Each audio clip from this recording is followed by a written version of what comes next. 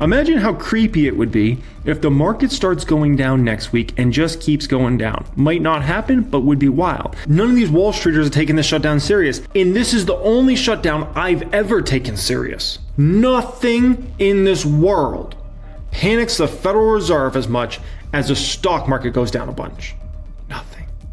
October can be downright scary in the stock market. Not a lot of people are prepared for what can happen in a month like October.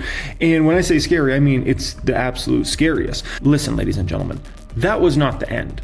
That was just the beginning. It was nasty. Oh my gosh, have we had a melt up, right?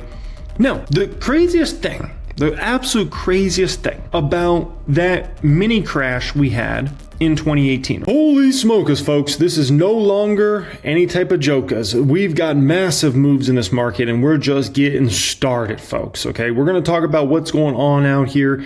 Obviously, some massive moves have started here today. We'll talk about where this market's headed from here, what's going to happen. I'll explain kind of that in this video at the top. We'll obviously talk about Palantir. So obviously 2 days ago, I put on this 2x leverage against Palantir stock, and that was up over 15% today.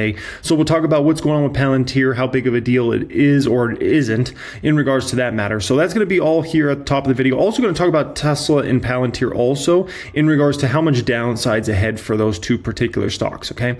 We'll talk about the market and some scary stuff, man. So much scary stuff that reminds me so much of 2018. It's insane, including what happened today on October 3rd, 2018. Almost a very exact thing that happened today. And today's October 3rd. It's ridiculous, man. It's creepy how insane this is at this point in time, okay? So we'll get into all that. Then I want to go ahead and react to the beginning of closing bell here today. There was some great commentary, I thought, back and forth here that I want to definitely react to around AI spending, where the market's headed, things like that. So definitely looking forward to reacting that with you guys here today. So busy, action-packed video. Man, it's been so busy lately for me. I appreciate you guys joining me. The one thing and one thing only I need from you, if you could please just hit the like button. If you could just make that thumbs up button glow for me, you are my hero. And if you already did it, you're a double hero, okay? If I didn't even need to ask. Additionally, if you want to see more of my videos in the future, make sure you're subscribed here to the channel, okay? Alrighty, so right off the bat, where do I want to start? Let me start with Palantir. Let's just go Palantir first, and then we'll go from there, okay? Listen. Palantir today showed you how fragile this stock really is at this point in time. This news came out here today. Palantir and Anduril's battlefield communication system has issues, says the Army in a memo report. The modernization of the U.S. Army's battlefield communications network being undertaken by Anduril and Palantir, among others, has fundamental security issues and vulnerabilities and should be treated as very high risk, according to a report by Reuters. A September memo from the Army's Chief Technology Officer, that's a high-ranking individual, about NGC2 platform that connects soldiers, sensors, vehicles, and commanders with real-time data indicates some issues with internal product, according to a report. Quote, we cannot control who sees what, we cannot see what users are doing, and we cannot verify that the software itself is secure. Okay. As Army Chief Information Officer, Mr. Leo publicly stated, the security review process during the experimental phase of NGC2 functionality as designed with findings mitigated immediately prior to field integration with first division level event, which proceeded successfully without delay, said a Palantir spokesperson. Palantir software, which maintains Impact Level 5 and 6 authorizations, provides the Army with visibility to rapidly conduct comprehensive security assessments across the NGC2 ecosystem. No vulnerabilities were found in the Palantir platform, says a Palantir spokesperson. The Department of War and Anduril did not immediately respond to request for comment. Where do we start here? Okay, listen. This is not a big deal for Palantir, and it is a big deal for Palantir at the same time, okay? At the end of the day, Palantir's business is absolutely booming, not just with the government side, but in many different government areas, and is also booming in the commercial space, right? And why was I buying Palantir stock at $6, $7, $8 years ago and loading up on shares? Because of the commercial opportunity, not because of anything military related. With that being said, Here's why it is actually a big deal for Palantir stock. Palantir stock's valuation has gotten so insanely rich at this point in time that if you're talking about just a percent or two of revenue growth being, let's say, not there in the next quarters, the stock's going to get crushed. This is a stock that every single quarter has to show basically several percentage points of revenue growth acceleration, quarter in, quarter out. And as soon as people start to sniff out like revenue's about to start to decelerate, and let's say go from like a 50% revenue growth rate down to 45, the stock's going to get obliterated. And so what happens is you see on a day like today, just a little something in regards to Palantir and something negative, and the stock goes down huge, right? And obviously a 2x leverage against Palantir is up 15% today. That's the stage we're at this point in time in regards to Palantir.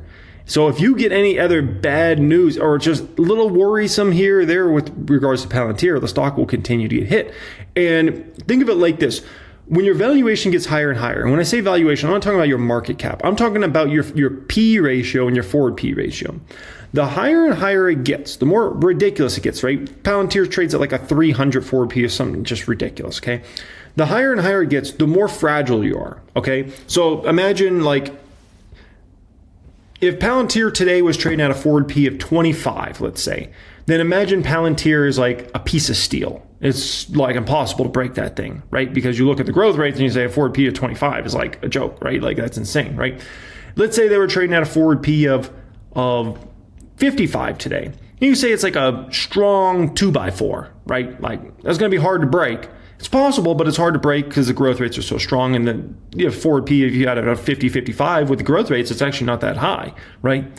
Now, suddenly, let's say we take it up to a forward P of, let's say 100, 120.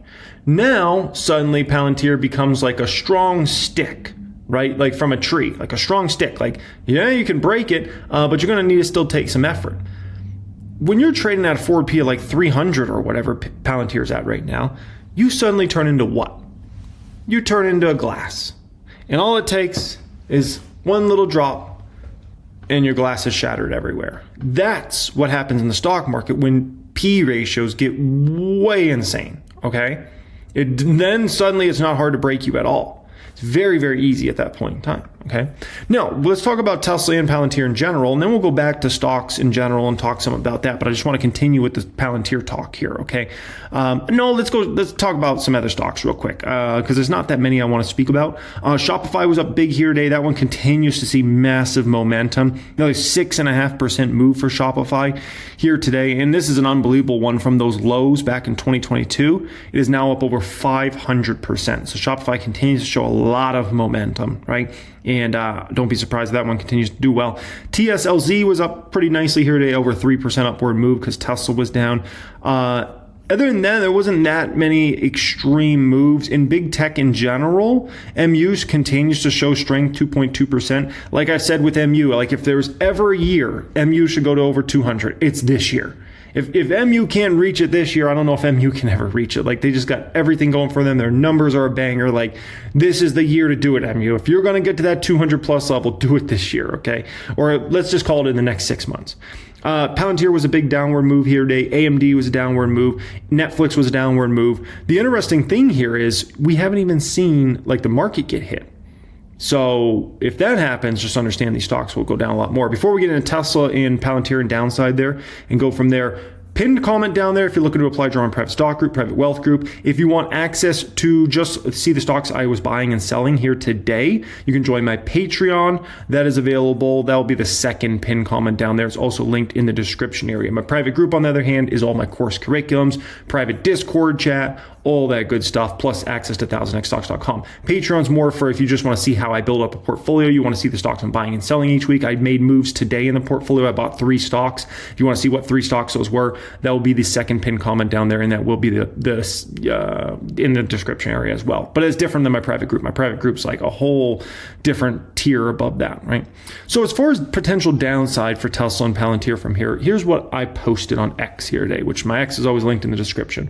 I said, worst case scenario I see for Tesla and Palantir, if the NASDAQ goes down 10 to 15% this fall, which is nothing crazy, like that would just be a decent sized pull down, right? If that was to happen, Palantir, worst case scenario, goes 115. Tesla, worst case scenario, goes 325, in my opinion, right? Which is still a lot of downside from here, so do keep that in mind. But that's worst case. I said, if we have a 20% plus QQQ down move, right, which is unlikely, by the way, but that is possible. Like we did have that in 2018. I don't think this one's going to be as severe if we do get a pull down this fall, but if it was, you'll see Palantir go under 100 and you'll see Tesla go under 300. So do keep that in mind. But that's if you got that major pull down from here, right? So do keep that in mind. You know, in would I hold all the way to the lows as far as PLTZ or TSLZ? No, I'd be out of those way before that, right? I'm never, you know, with these hedges, I want to make a lot of money in a quick amount of time, but I'm not looking to like perfectly time it out at the bottom. Like if I can, whenever I get into a hedge, if you give me an opportunity to make 40, 50, 60, 70% in a quick amount of time, in let's say a month or a couple months, I'm taking that. So, peace. I'm good. I don't need to make, you know, I make the crazy money on my long positions, right? Like early days when I was an investor in Tesla and Palantir and these sorts of companies, ELF, that make me 1,000% gains, 2,000% gains, 2,000+% gains. Those are where I make the game-changing money, the life-changing money, if we want to call it, right? Metastock. How much have I made on Metastock? What, 500% or something ridiculous, right? 7 figures plus on Meta. That's where I make the life-changing money, the portfolio-changing money is on long positions. Where I make that good in-between money is on hedges in time periods when the market gets way out of control. And that's certainly a time period we've been going through. It's been way too risk-on for way too long now at this point in time, okay? Now that brings me up to 2018, right? Because I posted this inside the Prep Stock group last night. I said, this whole year I've been talking about how many things remind me of 2018. In 2018, we had the last high on October 3rd. Today was October 3rd. Imagine how creepy it would be if the market starts going down next week and just keeps going down. Might not happen, but would be wild. So if you look at this, you know, October 3rd here, right? The market actually closed somewhere around here roughly. So it reached a high intraday and then we actually started to downtrend there, which is very intriguing because let's go ahead and let's take a peek at the S&P 500 on a 1 day. Are you kidding me? We reached the highs midday and then we finished much lower. Exactly what happened. This was a close on October 3rd. We fell off a cliff there, right? Came back a little bit, closed a little bit higher than where we were here. It's the exact same thing. It fell off a cliff, right? Came back a little bit, closed higher than here. The same.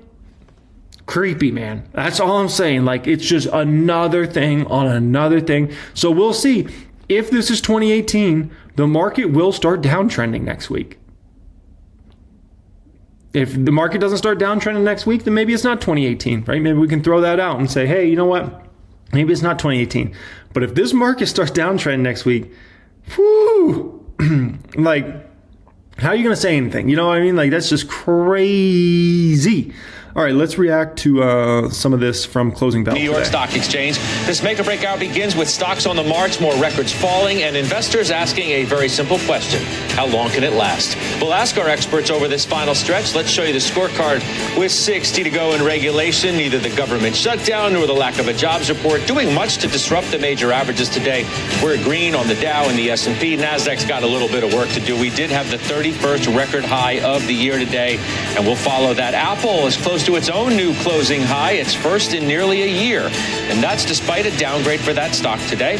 More questions about a potential AI bubble with more notable names weighing in. We'll tell you who in just a bit. It takes us to our talk of the tape, this rally, and how far it can run with earnings not that far away. Let's first get the very latest from D.C., our Emily Wilkins on the Hill, as a key vote taking place as we speak. Hey, Scott. Well, yeah, right now, senators are voting once again for the fourth time on that stop. So we brought up Apple. Let me just mention something in regards to Apple real quick here.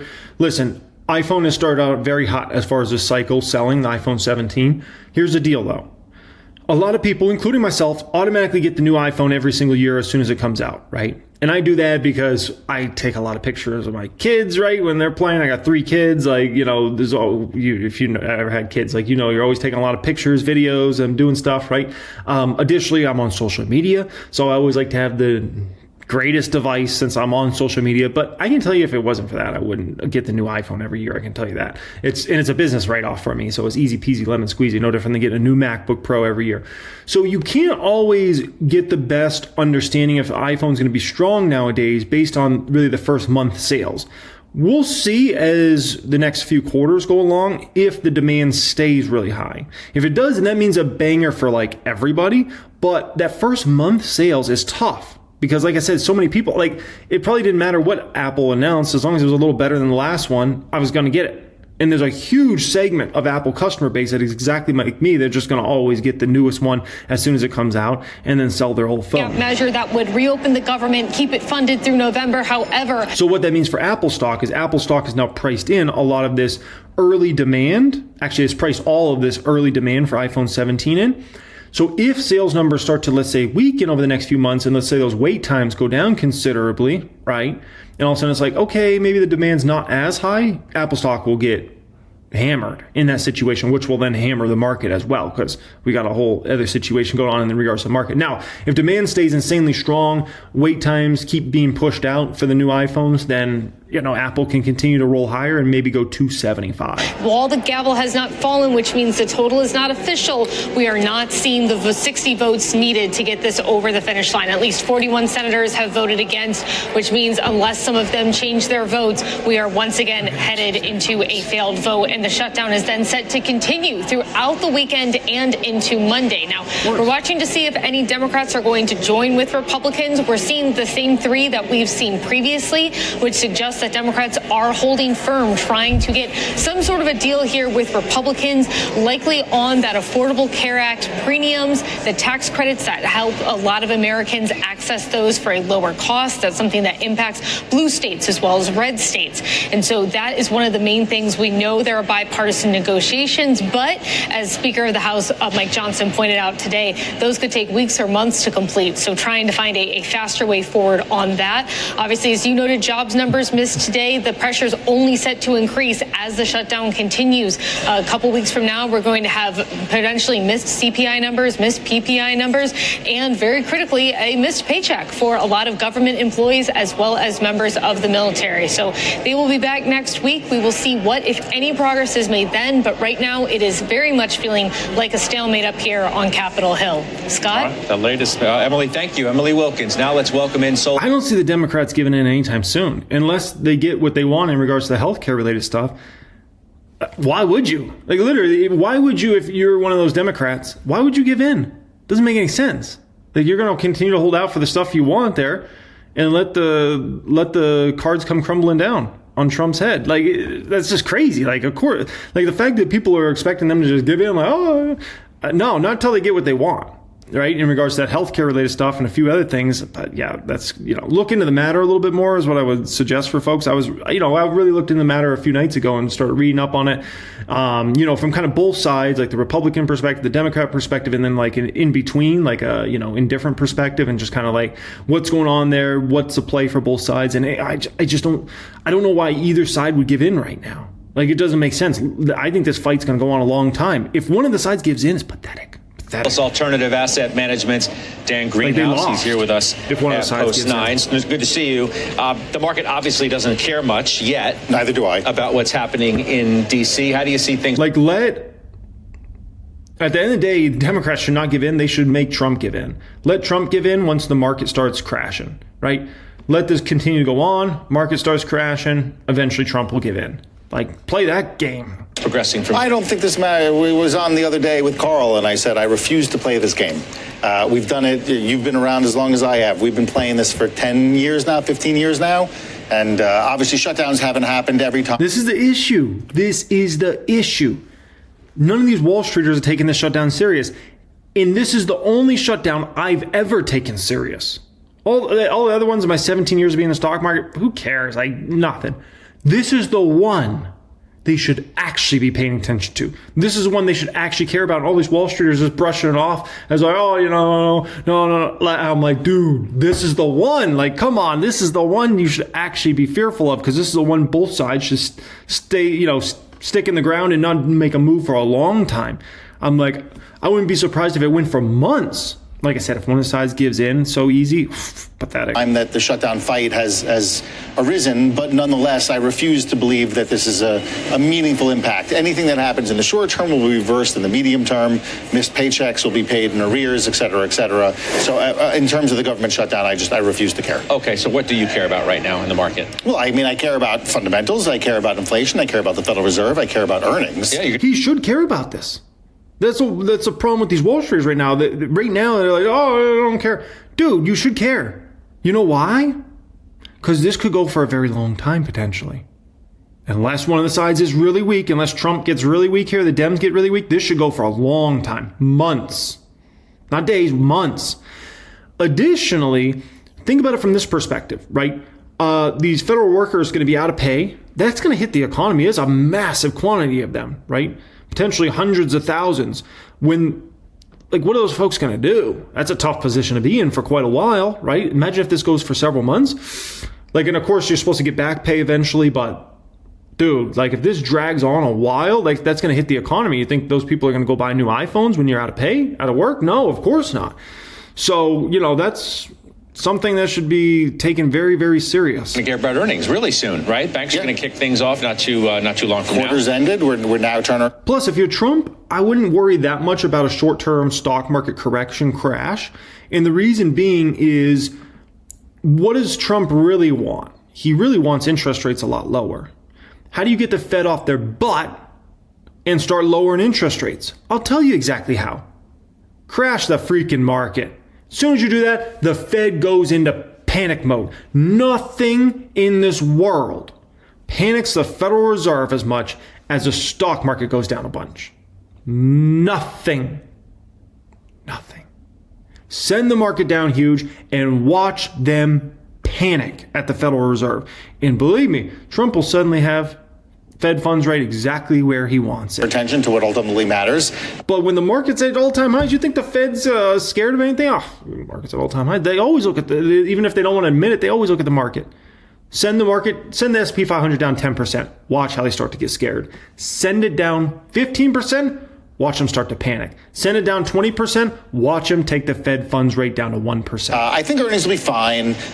There continues to be this concern about the consumer. It's sort of like the worry that never goes away. But all the companies that recently reported, Dick's, et cetera, that have reported in the last month, have all said some version of the same thing, which is that the consumer's fine. You pretty much just stay with what's been working then?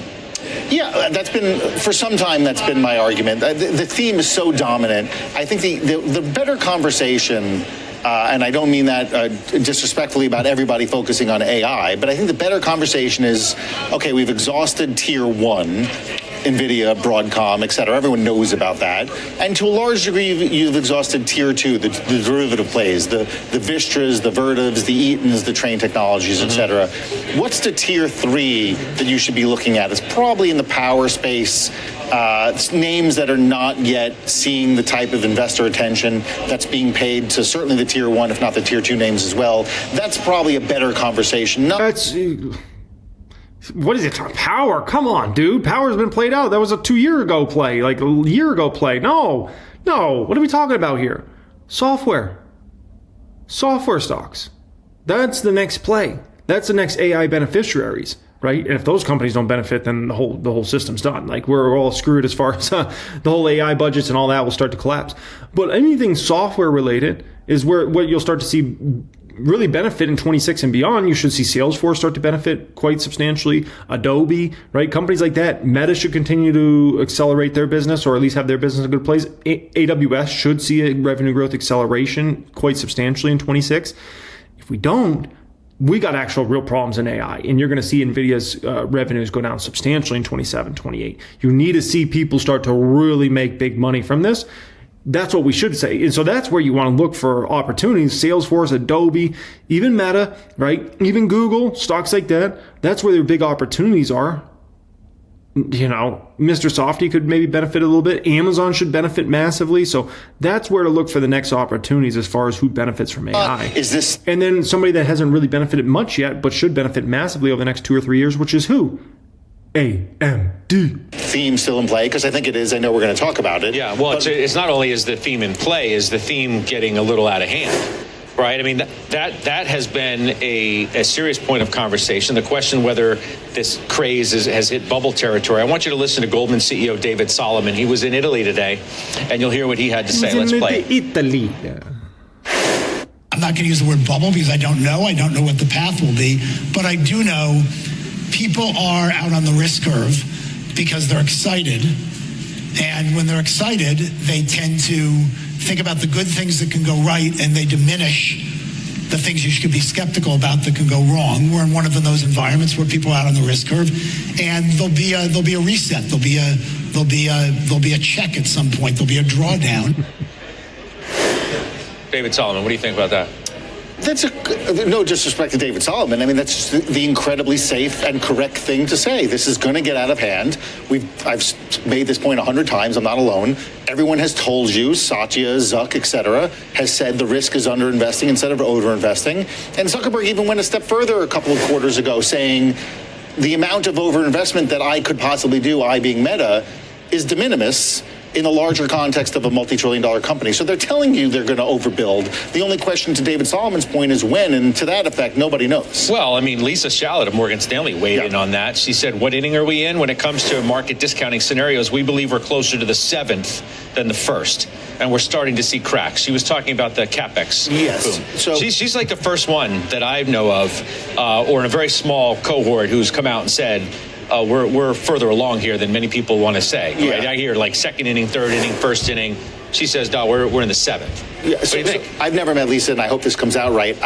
In the story I saw, she references cracks. I didn't see any detail about what cracks she's seeing. From my vantage point, all I see are CapEx commitments continuing to be large. Obviously, there's concern about companies investing in each other and whether they're using that revenue to buy products, a la some of the stuff that was going on in the 90s. But I haven't seen any cracks yet, and I'm certainly not. I don't think I'm alone. No, but if she's saying, look, we've thrown around some really large numbers, and we're probably further to the end of the big investment than closer to the beginning. And then the other side of that is people saying, look, this rally is really on the legs of the CapEx spend. So if she's right, then the rally will be shorter lived than some people would like to believe. So I have no idea what inning we're in. I don't know there's any real way to quantify it. I'm on the lookout for something that's going to tell me it's going to end. I don't know whether we're in the 1st inning or the 9th inning.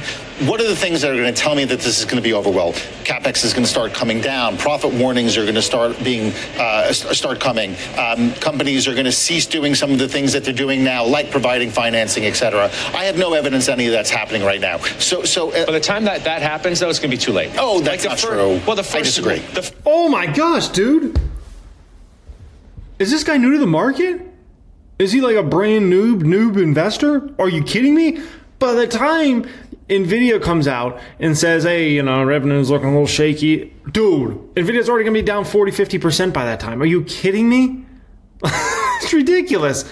Like, I wish the stock market was that easy, where it was like, you wait until like you get the confirmation on confirmation on confirmation that numbers are going to be not quite there, and like that's when, dude, it's already going to be tanked before you get to that moment. So investors start to sniff it out early. That's why even with the stock like, let's say Palantir, as soon as investors start to sniff out that let's call it the revenue growth is at a place where it's not going to accelerate anymore, the stock's already going to be getting hammered. It will already be getting hammered. It won't be until you get the confirmation, right? Confirmation could send it down even more because it's like the group that maybe was trying to hold out thinking it wasn't going to happen. But the stock will already be down huge. So like a stock like Palantir would already get hammered, right? Then you would finally get the confirmation that like, oh yeah, growth is actually starting to decelerate. The stock gets hammered again because the second group that was hoping that it wasn't the situation, they start to realize, oh crap, this is a reality, right? And then the stock gets hammered again. So like if you've been in the market long enough, you know this. And I'm like, the fact that this guy thinks that's not a reality, come on, dude. What are you talking about? Warnings are going to start coming.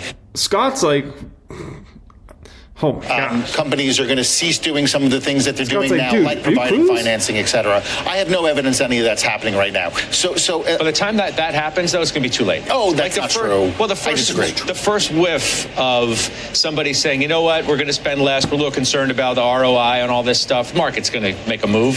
Sure. But listen, we've been using the 90s era as the blueprint, if you will. When the warnings started coming in early 2000, let me say two things. A, it is fair to say the Yahoos of the world, the high flyers of the day, sold off very hard by the summer and were down in some cases 50%. So without a doubt, what you're saying is accurate. For the broader market, which I think to some degree a lot of investors care about beyond the AI trade, in September of 2000, you were almost as high as you were in March of 2000 for the broader market. Now, again, listen, that's a whole different ball game. Today, the market's driven by all these stocks that are benefiting massively from this AI wave. Okay? That's what makes it very, very different. Back in the tech bubble days, you had massive market cap companies that were still very dominant. A lot of the oil and gas companies, the Procter & Gamble's, Johnson & Johnson, et cetera, et cetera. There were huge market caps that could hold up the market. The issue with the market now is that top of the market, the ones that really dictate whether the S&P 500 and NASDAQ go up or down, a lot of it is AI related, right? Supposed to be AI beneficiaries, companies that have definitely some valuation hope around AI is going to grow the revenues and things like that. So whether it's this fall or whether it's Q1 of 26 or at some point in 26, when the market has that time period where it's going to get tough, right? You're going to see the whole market get hammered when people get really worried about the AI trade. Not like, is nothing going to be there to hold it up, because almost all of those companies, pretty much all those companies, you can run through them. Like, they have a lot baked into them outside of really Google and Meta. Google and Meta are the two stocks that don't have much baked in. Amazon doesn't have that much either, but the rest of them all have some AI baked into those numbers. And some, obviously, like a Tesla's a massive number baker in her, right? And Nvidia as well. Yahoo's, Apple's of the day were down considerably, and that's a fair observation to make, that you're going to have to be very quick and nimble here. And that's because there were some people refused to see the writing on the wall back then. Let me stop you there and say, do you think people, after everything that we've been through so far, and presumably will go through over the next, I don't know, year, 2 years, 3 years, whatever it is, do you think they're going to be quick to see the end then? No, which is why if I even said to you now, I can guarantee you this is going to end badly, would you change your investment behavior today? And people would say, hell no. But I agree, and I think on the halftime show you guys talked about this for a minute. Everyone agrees well, I shouldn't say everyone. A lot of people agree this is going to end badly. You can't invest this much, this rapidly in a new technology and not have some form of overinvestment, malinvestment, et cetera. In that sense, it's going to end badly. But again, the seeds of the entire world that we know today, aka the internet, was sown during that telecom overbuilding phase. And there was a lot of, I think the stat was by 2002, 85% of the fiber cables that had been laid were still unused by 2002, 85%. I don't know if that's 100% accurate, but that is a number that gets tossed around. Do I think all of the data centers that we're building and all of the power provisions that we're building right now are going to be used 5 or 7 years from now? Probably not. But the question becomes, what do you do with all of this? And I'll end with this, and I'm sure we're going to broaden out the conversation. If you think about the invention of refrigeration, you could have invested in GE or whoever's making the refrigerator. But thereafter, in the years after the invention of refrigeration, you know who did very well? Ben and Jerry's. I understand. But you know, some are going to say you do what they've said to do in the past. You dance until the music stops. We've talked about this before, yes. But for investors... I'm not saying that, but that's what you hear time to time, because people are so enthusiastic about what's happening in the market. They don't even want to see what could happen on the other side. You ride it, and the thing tips over at the end. You're like, well, should have saw it coming, didn't. Well, listen, hindsight's 20/20, and I'll just end with this. It's a bull market when you're invested. It's a bubble when your neighbor is. All right. Then there's credit. The alt managers are getting hit this week on concerns about another area of the market in particular. Our Leslie Picker, following that money for us, joins us now. Hey, Les. Yeah, this private credit situation is actually really intriguing in regards to what is this like. I think it's very interesting. I think it's something that definitely folks should be paying attention to right now. Hey, Scott, yeah, it's the private credit side of the business that has seen a real sentiment shift. Apollo, Ares, Blue Owl, and KKR seeing significant declines week to date, while those more exposed to private equity, think TPG and Carlyle, well, they've held up okay. 2 high-profile bankruptcies in the auto finance space leading to a broad-based sell-off in the publicly traded alternatives firms. Tricolor and First Brands bankruptcies, each within the last few weeks, have shed a new light on the risks of over-leverage and subprime borrowers. Hedge fund manager Jim Chano slamming private credit in an interview with the Financial Times, saying, quote, "I suspect we're going to see more of these things like First Brands and others when the cycle ultimately reverses." He said the $2 trillion private credit sector is akin to the packaging of subprime mortgages during the 2008 crisis because of the, quote, layers of people in between the source of money and the use of money. Typical direct lenders sit toward the top of the capital stack, meaning they would get paid back before equity and other layers of debt in a bankruptcy, Scott. All right, Leslie, thank you. That's Leslie Picker setting that up for us. Let's bring in now JP Morgan's Stephanie Aliaga and see. Now, you may say, private credit, okay, boo-hoo. Let's say things go south there, right? I'm not exposed to private credit. Why does it matter to me? I'm an investor of Nvidia stock. I'm an investor in Meta stock. I'm an investor of an index fund, right? How does it affect me? Listen, if you start to have major delinquencies, major issues, major not paybacks in private credit, right? The private credit folks the backers of private credit start to get hit. When they start to get hit, they're not as likely to invest into new future private credit things, which means more things that need private credit could go under, right? Additionally, they're not likely to invest in the markets. They're likely to play safe. Additionally, if they're really getting hammered, they have to start to liquidate other assets in other categories. A la, could be real estate, it could be stocks, it could be bonds, things like that, right? To go ahead and fund something that's going on in their private credit problems. That leads to more fear in the market, more downselling, which leads to more fear, which could lead to worse financial results, could lead to recession, could lead to more problems in private credit and a whole explosion. That's why it matters, okay? So now, as long as you own great companies, like they'll make it through that short-term time period, whether that lasts 3 months, 6 months, 12 months, 18 months, 24 months, they'll make it through just fine and they'll be okay. But we can't act like we wouldn't be very negatively affected. This private credit situation, and it might not, but if it gets ugly, we're all going to get hit. I'm going to get hit. You're going to get hit. All of us are going to get hit, okay? So just something to kind of keep in mind there. ABC contributor, Capital Area Planning Group's Malcolm Etheridge. Dan Greenhouse, of course, is still with us. It's nice to have you here on set. Steph, what do you think about what you've heard so far? I was waiting to chime in when it comes to the AI spending boom, so I'm really excited here. Okay, go ahead. Let's just look underneath the hood of these big numbers, because they're starting to feel a little hyperbolic. Okay, hundreds of billions of dollars being spent, maybe $1 trillion being spent, or a few in a few years. Underneath the hood, though, we've had a significant shift in the paradigm for computing. Compute is becoming one of the world's most critical resources. Now, as models are getting more useful and we're using more and more of them, the reasoning models that we're using require a lot more compute. In fact, Nvidia estimates that giving a really challenging question to a reasoning inference model will require 100 times more compute than traditional single-shot inference models. Adoption is scaling rapidly. 10% of firms now adopt AI. That's expected to grow. 10% of the world's population now uses ChatGPT weekly. We're in the very early innings here, and companies are realizing, these cloud providers are realizing their ability to even be in the market when it comes to AI demand over the next decade is going to be really reliant to their ability to get a hold of the resources they need. All right, not only on the inference, but also training. All right, hang on 2 seconds. Sorry. Malcolm, hang on for me just a moment. I do have some news on auto tariffs. Phil LeBeau has that for us. Hi, Phil. That's a long ways off, Scott. You can report nothing's been announced. A lot of the headache around this had you just done this. Measured here in the United States. Even with a 25% tariff for a vehicle coming from Mexico, it's still a profit maker for the automakers. It's not like they're all of a sudden going, oh, we can't sell that here.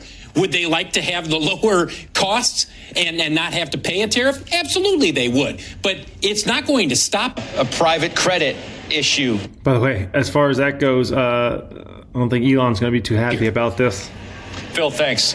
Appreciate the update. Yeah. Stocks are on the move, as you can clearly see. We'll follow them for the remainder of this program. Malcolm, I go to you on the market. Concerns about either an AI bubble or a private credit issue that is yet to show its. And that's the issue. You send, like, think about this, right? We talk about top of the market and these AI stocks and all this, right? Something like this, you say, okay, it's going to benefit Ford, GM, these sorts of companies, right? So their stock's going to go up. Tesla might go down because it's something that hurts Tesla, right? If anything, they could benefit massively from these other automakers being hurt. And if they're not hurt, then Tesla benefits. Well, here's the deal. Tesla matters significantly to the S&P 500, significantly to NASDAQ. So if that stock goes down, even if Ford and GM go up, it doesn't matter. Like, Ford and GM are just such small market caps when you compare them to Tesla, right? That's where you run into problems in this market and why it's very different than, let's say, 2000. 1999, whatever. I am far more concerned about a private credit bubble than I am an AI bubble, and I think maybe we're thinking about the wrong side of it. I think that Dan made a really strong case for the fact that we're way earlier in this baseball game, to keep the analogy going, than some analysts seem to believe that we are. And the reason I say that is if you just consider that a lot of the tools using AI and building AI right now are solely in the workplace. We still haven't seen much creep over into the world of the consumer, where that really tends to be that shift. That if you think about the 90s shift that happened with the internet, a lot of the bubble that happened was all around consumer websites and folks trying to bring things to the consumer a lot faster, a lot cheaper using the internet. And so we're still completely in the enterprise, or at least almost completely in the enterprise. And so I think that alone tells us that we're so far away from this being a bubble that a lot of the CEOs we're talking about are right, that they're way more in danger of underbuilding than they are over. And Dan brought up Mark Zuckerberg earlier, so I'll bring up another one of the CEOs who's in this conversation. Satya Nadella told us way back in January, I believe it was, he's good for the $80 billion he's on the hook for as far as CapEx is concerned, and they anticipate increasing that going forward. So I'm inclined to believe him. I want to get your take, by the way, on the idea of private. So to push back against Malcolm there, something very important I don't think he's thinking about, that he should be thinking about, in my opinion, is the gap between going from the enterprise into the consumer space, right? And an average person using AI on a daily basis for random stuff, right? That is nothing in relation to the workplace, right? First off, there are some use cases where people are using this on an everyday basis that doesn't have anything to do with work. A good example of this would be people have been looking for, like, I was even talking to a couple when I was on vacation a few months ago, right, in Mexico, and I asked them how they found this particular resort we were staying at. And they told me they ChatGPT'd it, right? And they, looked it up, or they asked it, where some of the best resorts were, blah, blah, blah. And that's a good example of, like, it has made it outside of just the work profession, right? I've also heard people using ChatGPT as like a therapy type thing, right? To help them with problems and stuff like that. It's a good example of, like, using it outside the workplace and not just being in the workplace. So let's not assume the only people using ChatGPT are just for professional purposes or college kids or something like that. It's gotten already bigger than that, right? But the other factor is, between going from where we're at now into a massive consumer product where it seems like everybody uses it, kind of like social media, it seems like almost everybody's on either Facebook or Instagram or X or Snapchat or something, right? How do you get it to be like as big as social media is? You need some killer apps, as they call it, right? Some things that my mom all of a sudden's like, oh, I want to use that. My dad, right? Like, people that are baby boomers are like, hey, I want to use this AI thing, right? Like, we need that, but how long is it going to take? We don't know, right? That could be years from now. Could be months from now. Could be years from now. Could be a decade from now. We don't know. That's the whole point, right?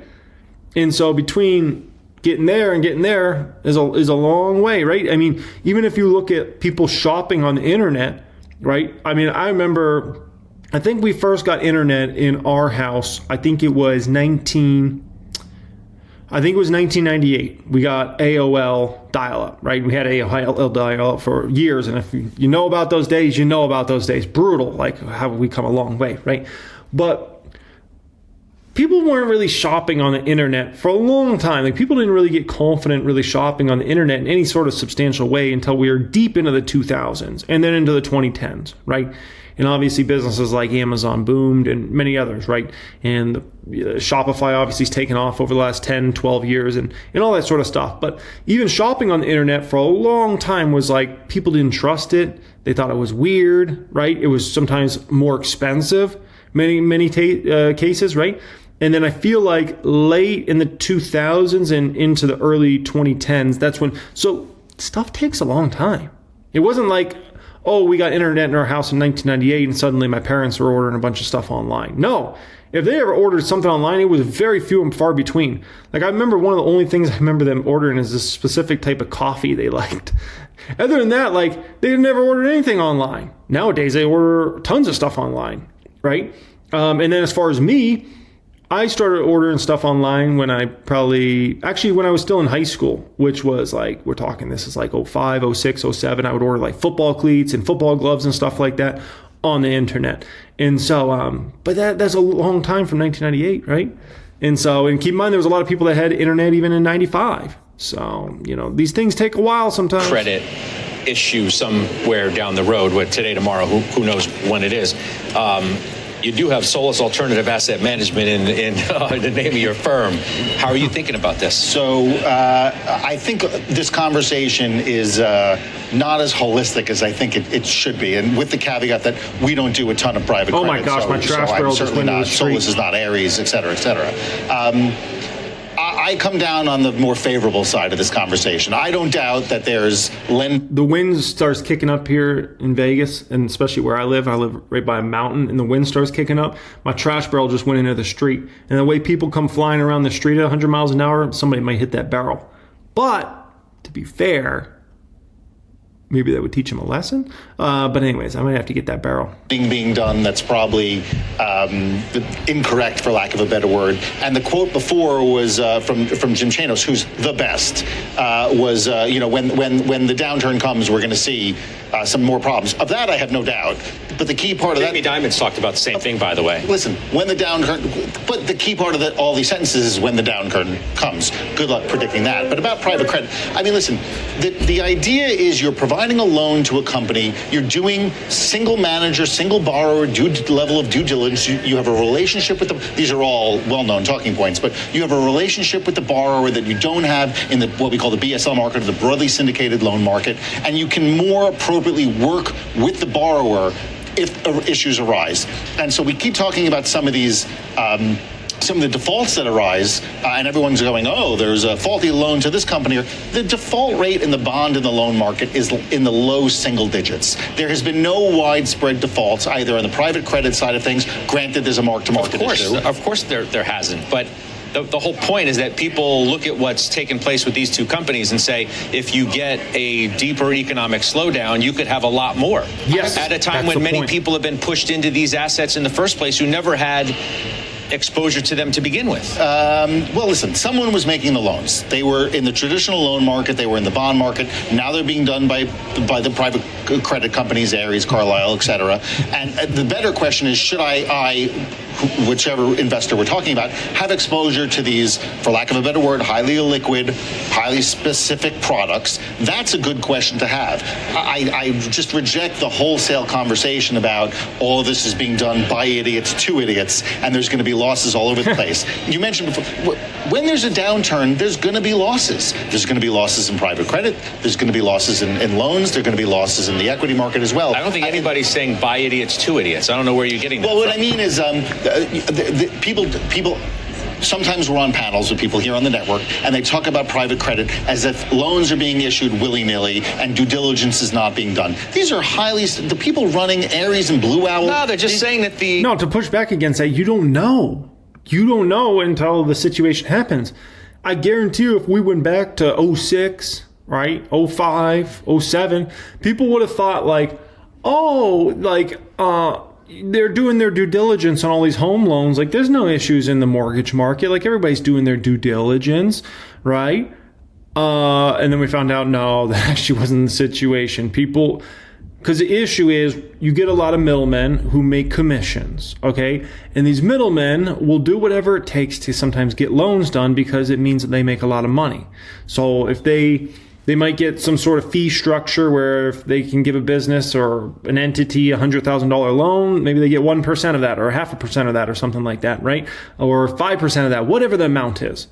And so they're much more likely to fudge numbers, to have some errors, omissions, things like that. And so just understand, you don't know how much due diligence was done until you get into a recession. That's when you begin to realize, like, oh crap, no, they actually weren't doing what we thought they were doing. The area itself has exploded in growth. You're talking like $2 trillion in assets now. The high yield bond market, for instance, and we were just talking about this the other day with someone, is 1.4 trillion in size. The listed index eligible bond market is 1.4 trillion in size. It was 1.4 trillion in size almost 10 years ago. The bond market has not grown in a meaningful way. The loan market is a little bit larger. It's been trending up for 15 or 20 years. But my point that I made before, which I'll reiterate, is a lot of those loans were in the regular way bond and loan market, and they're not now. They're just being done by Ares, by Blue Owl, to the same people, just through a different mechanism. Okay, back to the equity market. Sure.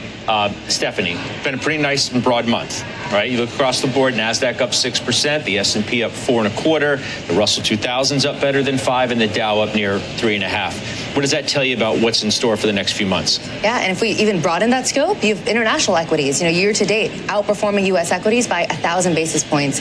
What we think is so important for investors to really hone in on right now is diversification has worked really well for investors this year, particularly given dollar weakness. We think moving forward, that is going to remain a key course of action here. You have valuations in U.S. equity markets at their highest since they've been in the 1990s. Now, that's not flashing red. There's very good reasons for elevated valuations in U.S. stock markets, but it does mean that if you take the medium or long-term perspective, your expectation of returns in U.S. equities should be more moderate. So we think looking internationally makes a lot of sense, hedge some of that currency exposure, and then look at diversifying your diversifiers in alternatives, making sure that you are, of course, leaning in on Her hair looks good. Must have taken her a while. High quality managers to help with some of these more riskier parts of the alternatives markets. But we do think there are really good ways for investors to both boost income in portfolios and help diversify portfolios against pretty concentrated public equity markets. Malcolm, the broadening over the last month, does it continue?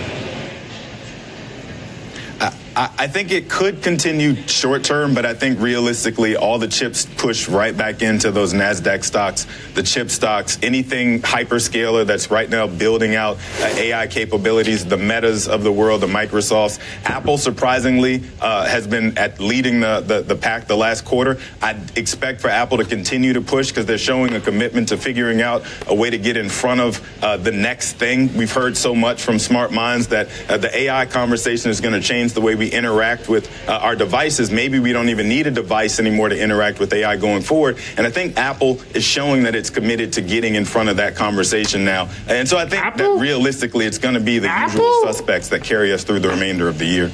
Guys, we'll leave it there. Malcolm, thanks. Steph, thanks. Dan Greenhouse, we'll see you soon. Apple? All right, coming up, let's send it to Christina Partsinevelos for a look at the biggest names moving into the close. What do you see?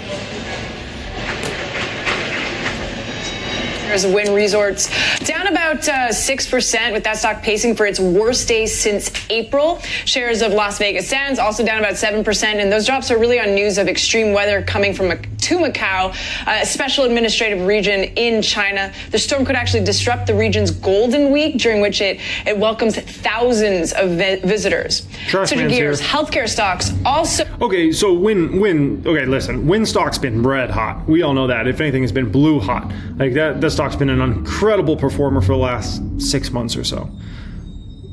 But listen, I understand, like, people are concerned the weather's coming, right? So the numbers might not be as good for Golden Week, blah, blah, blah. Okay, listen. Let me tell you a little something about human nature. If the rich Chinese dude wants to go gambling in Macau, he's gonna freaking go gambling in Macau. If it's not during the storm, he's gonna wait a few weeks or wait a month or two. He's going gambling in Macau, okay? He's going to drop his $3 million at Wynn. Like, that's just what's gonna happen. So, like, could it affect the numbers for that Golden Week? Sure, that's perfectly fair. But if you think, like, these guys that want to go to Macau and ball out are just going to be like, oh, darn, I can't go that week, I'm not going to go at all. Of course not. Of course not. What are we talking about here, man? Like, what? Like, if a dude wants to go to the strip club and the strip club's closed because it was raining out, right? And it was a big thunderstorm. I don't know, electric went out at the strip club. He's going to go to the strip club probably a few days later, a few weeks later. Like, dude, like, we're talking about humans here. Like it just cracks me up, man. Like, this is where I call it, like, trying to go too trying to think too intelligent in the market and thinking like overthinking these things. And I'm like, okay, yeah, so Golden Week's not as good because a big storm came in. By the way, oh my gosh, my trash barrel's rolling down the road now. Oh my gosh. Yeah, people are still going to gamble, okay? If it's not this week, they're going to go in a few weeks or a few months. Like they're going, okay? Okay, we got a few things to speak about in today's video. First off, I want to talk about hedges. I put a couple hedges on. I'm thinking about other hedges in regards to the market right now. So I just want to kind of address that at the beginning of this video and kind of how I'm thinking about that, how I'm thinking about this market in the fourth quarter here, because we're definitely in a time period of you're going to get some insane moves. We're already getting it, and October is always wild in the market. So we'll get into that right at the start of this video here, okay? From there, we're going to talk about AMD. I want to talk about what type of upside is really out there for AMD here. Obviously, stock's making a nice move today. It's been right around the $170 level. So I want to speak about AMD. It's a major stock I bought heavily, certainly the first 6 months of this year. And so I want to speak about AMD, my feelings there. From there, I want to react to two things that went on closing bell yesterday. Billionaire Mark Lazarus went on CNBC. I want to play this clip for you guys and react to this, okay? It's not often you get a billionaire to go on there and speak about his views on the market, the economy, the Fed, everything like that. He shares his in-depth views here. I love it, okay? Because once again, a lot of times on CNBC, Bloomberg, they got a lot of analysts that go on, a lot of Wall Streeters. A lot of these guys and gals, like they just like make like normal Wall Street money. I want to hear from an actual big dog billionaire investor in his opinion. Then after that, there was an analyst who spoke about Nike stock and what he sees going on with Nike stock now at this point in time. He's somebody that's very bullish on Nike stock, like I am. And I want to hear what his points are and then kind of tell you my points based upon that. Okay, so we got all that to get into. So action-packed videos. One thing and one thing only I need from you guys. If you could please just hit the like button on this video, that thumbs up button. That's all I need from you, man. I hope you guys appreciate these videos on a daily basis. I try to get them out for you guys. I got a lot going on today, but I want to still make sure I recorded you guys a video. So I hope you appreciate it. I appreciate you joining me. And additionally, if you want to see more of my content in the future, make sure you're subscribed to the channel. Okay. Alrighty, guys, right off the bat here, $63,000 public count up here today. Definitely a good day for the public count. Can't complain about that. With that being said, that public count is still stuck in that 3.8 to 3.9 range. I'm still waiting for it to hit that 4 range. My hope is we could hit that 4 range before, you know, we get the market downturn, right? But we'll see. We'll see what happens with that, right? And by the way, we might not get a market downturn. Like, I don't want to speak in absolutes because, like, who knows? The market could just keep going risk on, and next thing you know, the public count's 4 mil, 4.5 mil, 5 mil, right? So I do think we've got a correction coming, or I think we at least have a decent sized pullback. A decent sized pullback to a large correction. I think that would be very needed here in the fourth quarter. If not the fourth quarter, I think at the latest, the first quarter of 2026, but I think it's coming sooner rather than later. So yeah, and what could drive it there? I mean, definitely I think the government shutdown as it gets further along. I don't think Trump's going to give in. I don't think the Dems are going to give in, and I think that could drag on. And as that drags on, I think the market's convinced like that's going to be an easy cleanup. And I don't think they're ready for the potential that could go on for months. No, might not, right? One side might give in. The Dems might give in and just say, oh, Trump, do whatever you want. Trump might just give in and say, okay, Democrats, I'll do all the stuff you guys want me to do. I think both are going to have their feet stuck in the sand here, and they're not going to make a move for a long time. But we'll see. We'll see. You never know. Politicians, you never know what they're going to do, okay? Now, let's talk about some hedging, things like that, right? So, obviously, I made some hedges out there, right? One is against Tesla. It's a 2x leverage against Tesla, right? I put this on yesterday, TSLZ. That's up huge here today. When I took this screenshot, it was up about 7% roughly. Now it's up over 9%. So, that one's definitely exploding upward so far, right? And then as far as the Palantir one is not exploding upward so far. That one's down a bit here to start off, right? But those are very different plays. Let's be honest, Palantir's business model is on fire, but the valuation's gotten insane, right? Tesla's valuation is insane, the business model's in the dumpster. So there are two very different places. The easier money to make is probably Tesla, but also that one does ride on a lot of hype.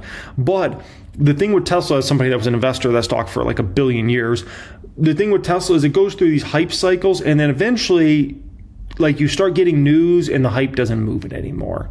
And so that could be a situation that definitely transpires there, right? But there's no doubt, like, the reason I place on a hedge like this is mainly because I'm worried about the market having a correction or, a pretty big pull down. And at the end of the day, Tesla, Palantir, stocks like that are huge risk on stocks. You get the S&P 500 to go down 8%, you're going to probably see Tesla down 15, 20%. You're going to probably see Palantir down 15 to 25%, right? And remember, these are 2x leverage against those plays, so it's like 2x to the upside, right? So if one of those stocks move down, let's say 20% in a matter of a few weeks, as far as the inverse ETF, that could appreciate 40% or even more, depends, right? But roughly in that range, okay? So now Hood's a stock, Robinhood stock is another stock I've been thinking about going against here, as that's been a big risk on play. And if this market goes risk off, like Hood could be one to bet against. But here's the issue, and here's why I'm actually probably not going to bet against Hood in the short term, okay? Listen. I posted this on my X page here today. If you want to follow me on X, formerly known as Twitter, I always have that linked in the description area of all my videos. I have that and my Instagram always linked in the description area of all my videos if you ever want to follow me on Instagram or X, okay? I said, I'm a little shy to bet against Hood right now, unlike Tesla and Palantir. Reason is, Hood could make a fortune this football season from the predictions betting market. If I was to come for Hood's head, it might be in the spring 26 or maybe not at all. People love sports gambling, and 100% they do, right?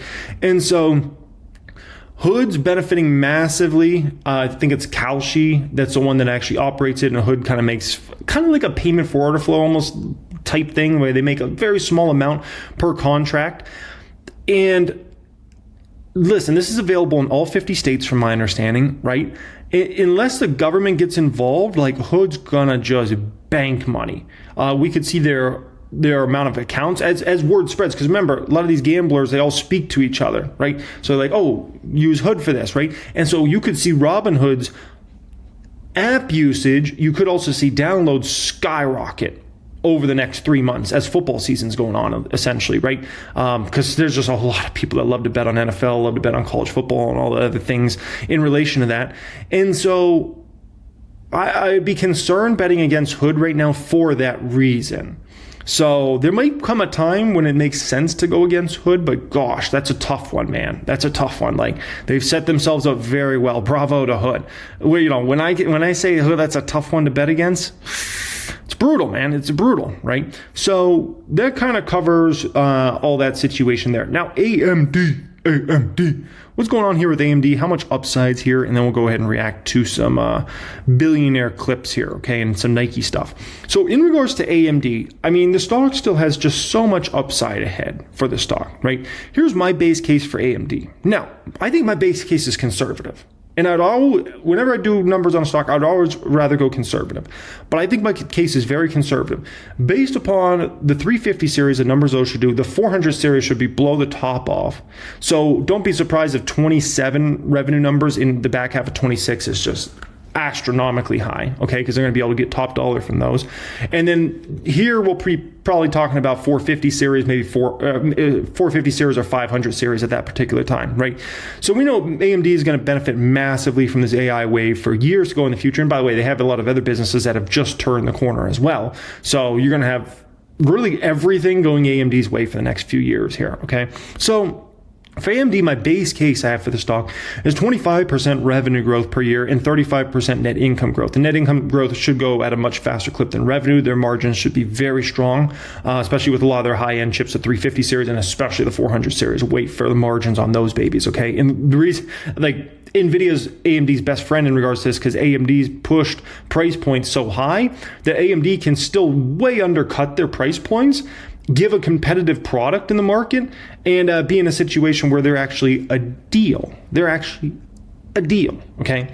So if you've got a company growing 25% top line, 35% bottom line in the semiconductor space, you're going to be able to command at least probably a 35 to 40 PE ratio. You could command higher than that, but semiconductor stocks, people are always worried about, the next crash, right? So if they're still booming the business at this time, people would be like, well, 2030, they're going to fall off, right? Or something like that. And so it's hard to, like, if you're a SaaS company, you're growing top line 25%, bottom line 35%, you're going to command an 80 to 120 PE ratio. But that's for a SaaS company. Semiconductors are not SaaS companies, okay? They're hardware companies, they're chip companies. Now, given that, where's the stock price going in 2029? $400 to about $450 if my base case plays out here, okay? That's very, very intriguing for this stock, right? Which gives me a compound annual growth rate on the low end of 24% and the high end 28%, okay? So now you might say, why am I not buying more AMD stock right now? And that's a fair question, right? Because I've now stopped buying AMD across my portfolios. I've stopped buying in private accounts, public accounts, everywhere. Why? Because I have plenty of money invested into it. Even though I think AMD is going to give me a compound annual growth rate of 20% plus over the next few years, I'm not going to way over allocate to that stock. I was just looking at one of my private portfolios. I have over $300,000 of AMD stock just in one of my private portfolios. Look at how much I have in the public account. Then in other portfolios, it's a lot of money. Meta's the same thing. Meta, I think, has significant upside. I think Meta's going to hit $1,000 next year, right? And I think Meta before 2030 hits $2,000 a share. With that being said, I could be wrong. And I'm not going to way overexpose myself to Meta because I already have so much, what is it, a $1.2 or $1.3 million position or whatever in the public account? That's insane. So I'm not going to way overexpose myself to a stock even though I think it's going a certain place.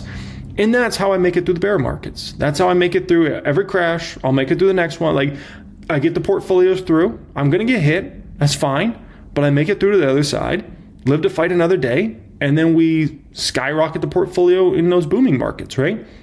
That's how you play this game, man. I know everybody wants to just go all in a stock or blah, blah, blah. Play it cool. Play it cool, okay? Now, what is my bull case for AMD? My bull case is honestly very possible for the stock, okay? My bull case has an averaging revenue growth of 30% per year from 2026 to 2029 and 40% net income growth. Now, if they're doing those numbers, maybe they get a little higher P ratio. Maybe they're going to command somewhere between the 40 and 60 range because the growth rates are so insane, right? Gosh, we're talking about this would be a stock in 2029 somewhere between $500 and about $800. 33% compound annual growth rate on the low end, 47% on the high end. Oh my gosh. Now, I do have a bear case for AMD as well, right? And here's the deal with the bear case, okay, before I show you the numbers. You got to always run a bear case on a stock. What if it goes wrong, right? And if you can run a bear case on a stock and you still get a compounded annual growth rate that's positive over the next few years, that's when you really know you got something special there. But the thing you got to understand is if you are in a situation where your bear case gets you a negative return essentially over the next several years, there's a big problem with that. It's not just like, oh, let's say, you get a negative 3% return. It's that think about how much the dollar is going to be devalued between now and 2030 or now and 2029. That's the other big factor not a lot of people consider if you're going down huge on a position over time, okay? My bear case for AMD has them growing revenue 15% per year. This would be a massive disappointment to Lisa Su and the team. If we got this massive high wave, and with the 350 series and 400 series, like, oh my gosh, if they only grew revenue 15% per year, plus all the other businesses have turned, only 15% per year, complete embarrassment. Like Lisa Su would probably fire herself, honestly. Like it would be so bad. Net income growth of only 20%, which would give them net income margins of only 20%. Nvidia's been having net income margins of 50% or some insane number like that, right? So it'd be embarrassing.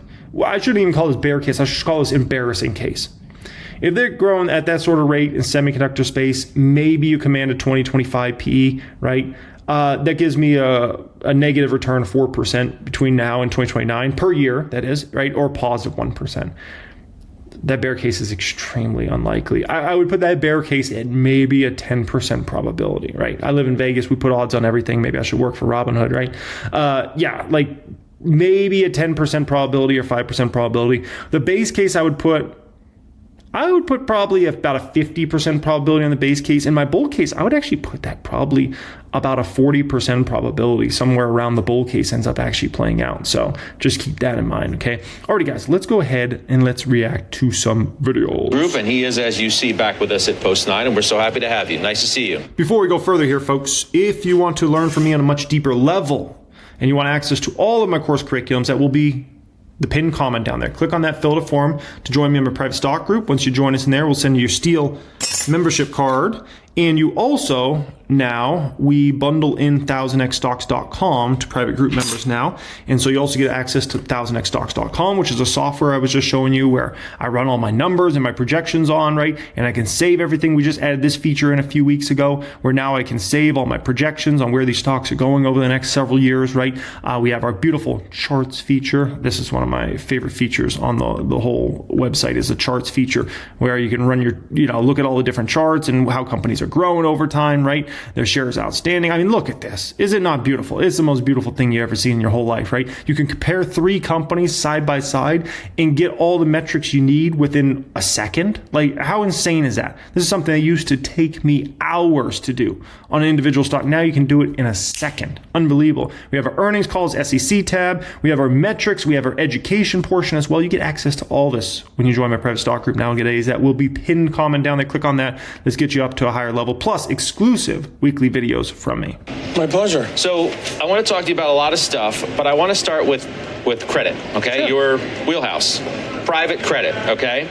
There's a bankruptcy of First Brands. It's an Ohio-based auto parts manufacturer, but a lot of stories being written about it. People are talking about it, wondering whether it's the canary in the coal mine, so to speak, of private credit.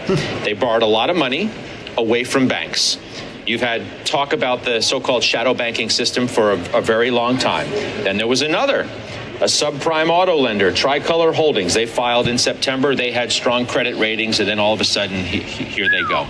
Are these things to worry about in what people have been talking about as one of the hottest and fastest growing asset classes out there, private credit? Look, it's an issue, and the reason it's an issue is pretty simple. What ended up happening is you were able to borrow money very easily. So you borrowed more than you needed, and you did it on aggressive assumptions. So if anything ended up happening that was bad, you were going to have a problem. And that's what's happened with these 2 companies. So if you look at what's happening in the market, what's happening is the economy is slow. I really like this guy. I really do. I mean, the way he can, this a complicated subject, but he, and he's a billionaire, but he's able to break it down in such a simple manner, right? I really respect that. But here's the deal before he goes further here with private credit and why this is so scary for everybody watching this, okay? Listen, if you want to know where the next big crash comes, it never really comes from where you think it's going to come from, right? If you look at like Rona, like no one saw that coming. It was like a once in 100-year like health event, right? No one really saw the great well, of course, a few people saw the great financial crunch coming, but most did not see that coming. The housing market took it down. Like no one ever expected like the housing market. Like what in the world, right? So if you're going to get something to take us down to Chinatown, it could be something like private credit that people aren't really looking at, even thinking about, right? Everybody's focused on like, is the housing market going to take us down? Is the housing market going to crash the economy? Is the stock market going to crash the economy, right? Sometimes it can be from somewhere you'd least expect it. And the private credit market has blown up over the last few years. And when I say blown up, I don't mean like it's like gone down. I just mean like the volume there has been insane. And there could be a lot of risky credit out there, which could cause a lot of problems, but we'll see. Going down. Mm-hmm. So because of that, you're going to have less growth. You're going to have less earnings. So you're going to have more issues. So this could be the beginning. But the one thing that you've got that I think could save everybody is if the Fed keeps lowering rates, because then the cost of that capital is going to keep going down. Okay. So Jamie Dimon has been one of the more... one place I'll push back against Mark here a little bit on is, Fed keeps lowering rates. And there's no doubt there's a fair statement to make, right? Yeah, I could make the cost of capital cheaper and maybe save some situations. But do remember in the great financial crisis, they kept lowering rates and they lowered them all the way down to zero. That did not mean it magically saved things. Like we still saw banks go under, investment banks go under, right? CDOs were blown up left and right? Derivative contracts, so you had all types of issues, even though the Fed lowered all the way down to zero. So just something to keep in mind. Outspoken voices about private credit and thinking about what might happen down the road because of the explosive growth in the space. He's called it a, quote, recipe for a financial crisis. The size of that market is now $2 trillion. his point was exactly yours. It hasn't really been tested in a moment of economic either weakness or any level of distress. And some are saying, well, maybe this is the first sign of that. Another expert I read put it as private credit, quote, is built on optimism and opacity. You hear that kind of stuff and you think what? One, I don't disagree. I think it's definitely built on optimism because you've had sort of 10 years of just positive growth. So people assume things are going to keep working out. If anything slows down, that's going to be a problem. And do you have enough to cut expenses? So on all the companies we're seeing today, what we're seeing is there's a greater need for capital. And the simple reason for that is because people are having issues, right? So I think if that continues, you are going to have a mini recession.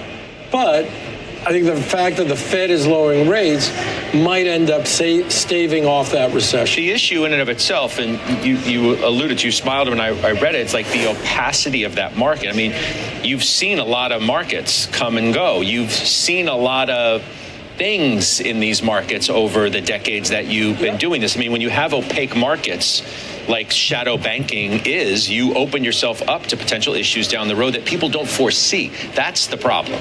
I totally agree. Here's the issue.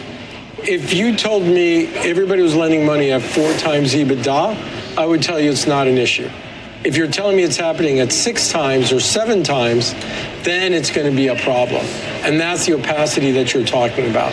So since we don't know at what level people are lending, that's why you could have problems. And that's why Jamie's saying what he's saying. You're a lender, right? Yes. And this is where you get into a much bigger potential problem here, ladies and gentlemen, because if we do actually get into severe problems in the private credit market, right, and that starts to dry up, what will eventually start to dry up also is all this insane amount of just slosh of money out there toward AI right now, right? You know, it's just been a slosh of money. Everybody's been throwing everything they can at this, right? OpenAI can basically raise as much as they want to raise. If the private credit markets start to dry up, we start to have a lot of issues there. You start to have folks, high net worth individuals, a lot of these funds, right, start to get hit. Then they have to start liquidating other things to maybe pay off something else, right? Or to cover something else. And you have to liquidate this or liquidate that, right? And then if you're in a liquidation situation, you're certainly not in a time period where you can invest heavily into an AI company or this or that, which then could even actually start to affect somebody like Nvidia's future revenue growth in, let's say, 2027 or 2028, right? So that's where you get into, and that's where you start to get into big problems in the stock market. Right? You start to get in big problems in the stock market. There's more worries about the economy. It's a whole situation. So that's why something like this should actually be taken very serious. Like maybe nothing happens and it's all going to be fine, but it's something that should be taken very serious. People who come to you, you have a specialty lending business. We've talked about it almost every time that you've been here with me. I mean, how are you thinking about it? What's the status of it? Is it still robust?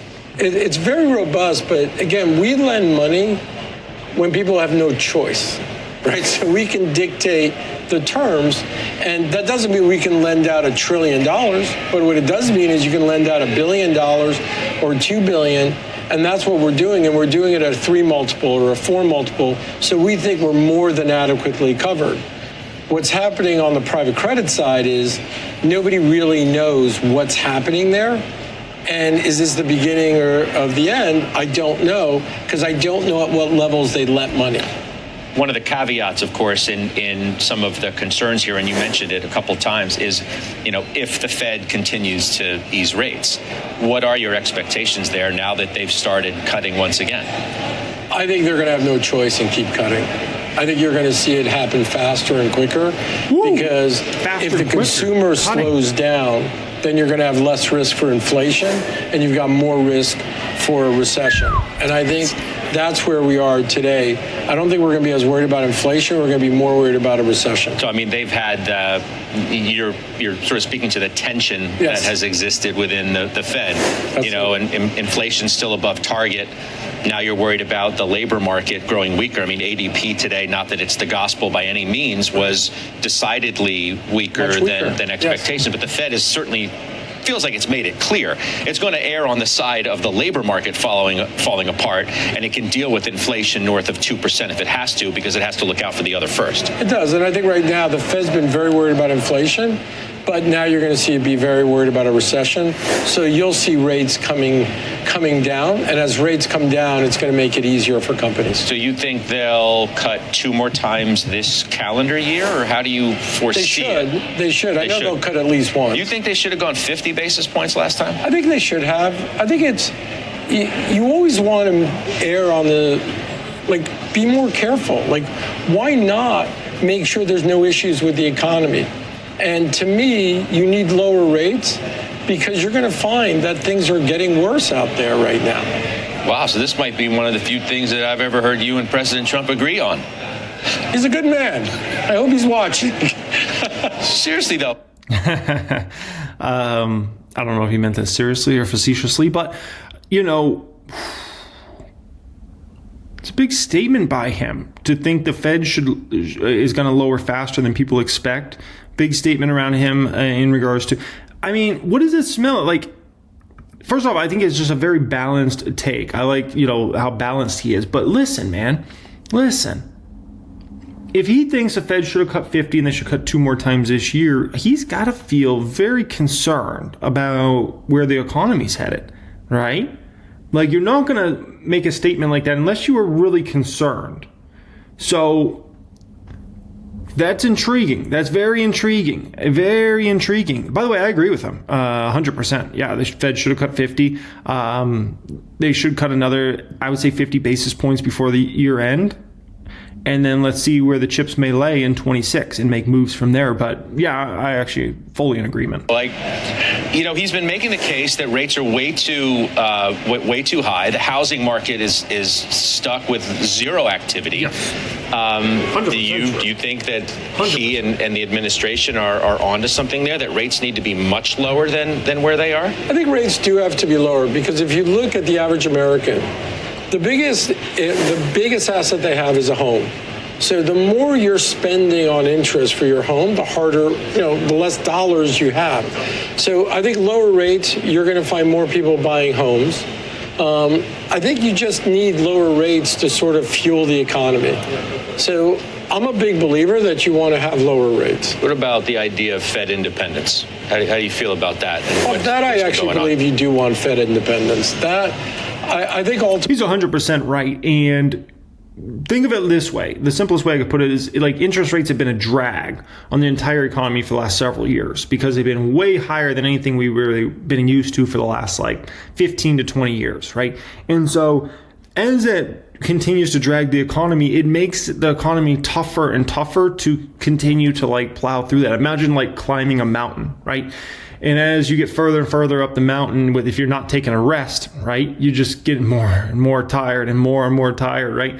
And so, every time the Fed lowers rates a little bit, it gives you a little bit of extra oxygen, but it's just a little bit at a time, right? Especially when they're doing these 25 basis point cuts. Oh my gosh, they're just giving you a teeny bit of extra oxygen that helps you go up the mountain a little bit better, but it's still brutally tough. So 100%. At the end of the day, you want the Fed to be able to do what they think is right without worrying about sort of pressure from a president. Yeah. You worry that we're on the precipice of losing that independence? I don't think so. I think the Supreme Court just said, right, that the president couldn't fire the Fed governor. And I think ultimately at the end of the day, presidents do pressure the Fed. Mm-hmm. I think President Trump has done it more than others, obviously.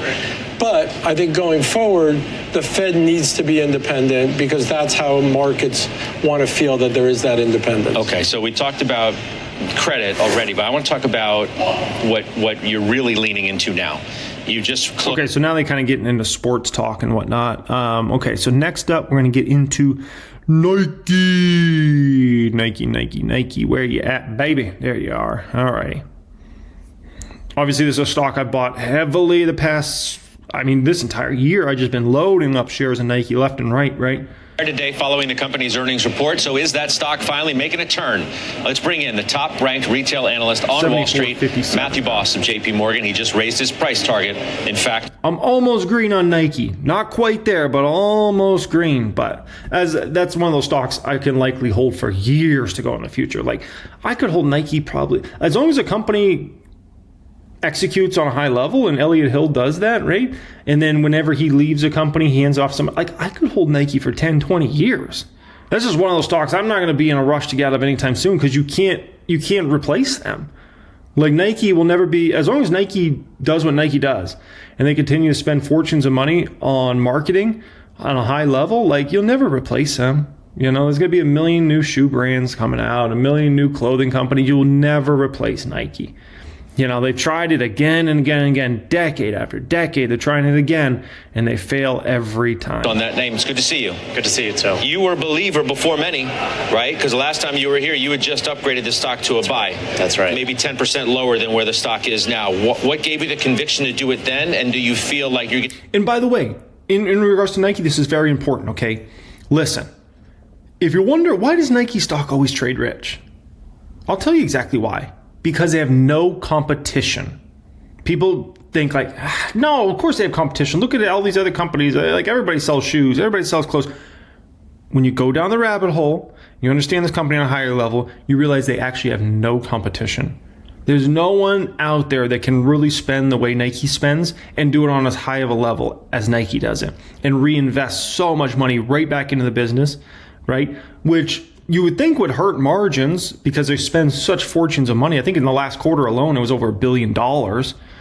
But at the end of the day, it actually produces higher margins because of all that spend ends up coming right back to you with your demand. So just something to kind of keep in mind there. Dig more deeper and you realize they actually have no competition. They never have for decades now. The closest thing was Under Armour about 10, 15 years ago. That was the closest thing.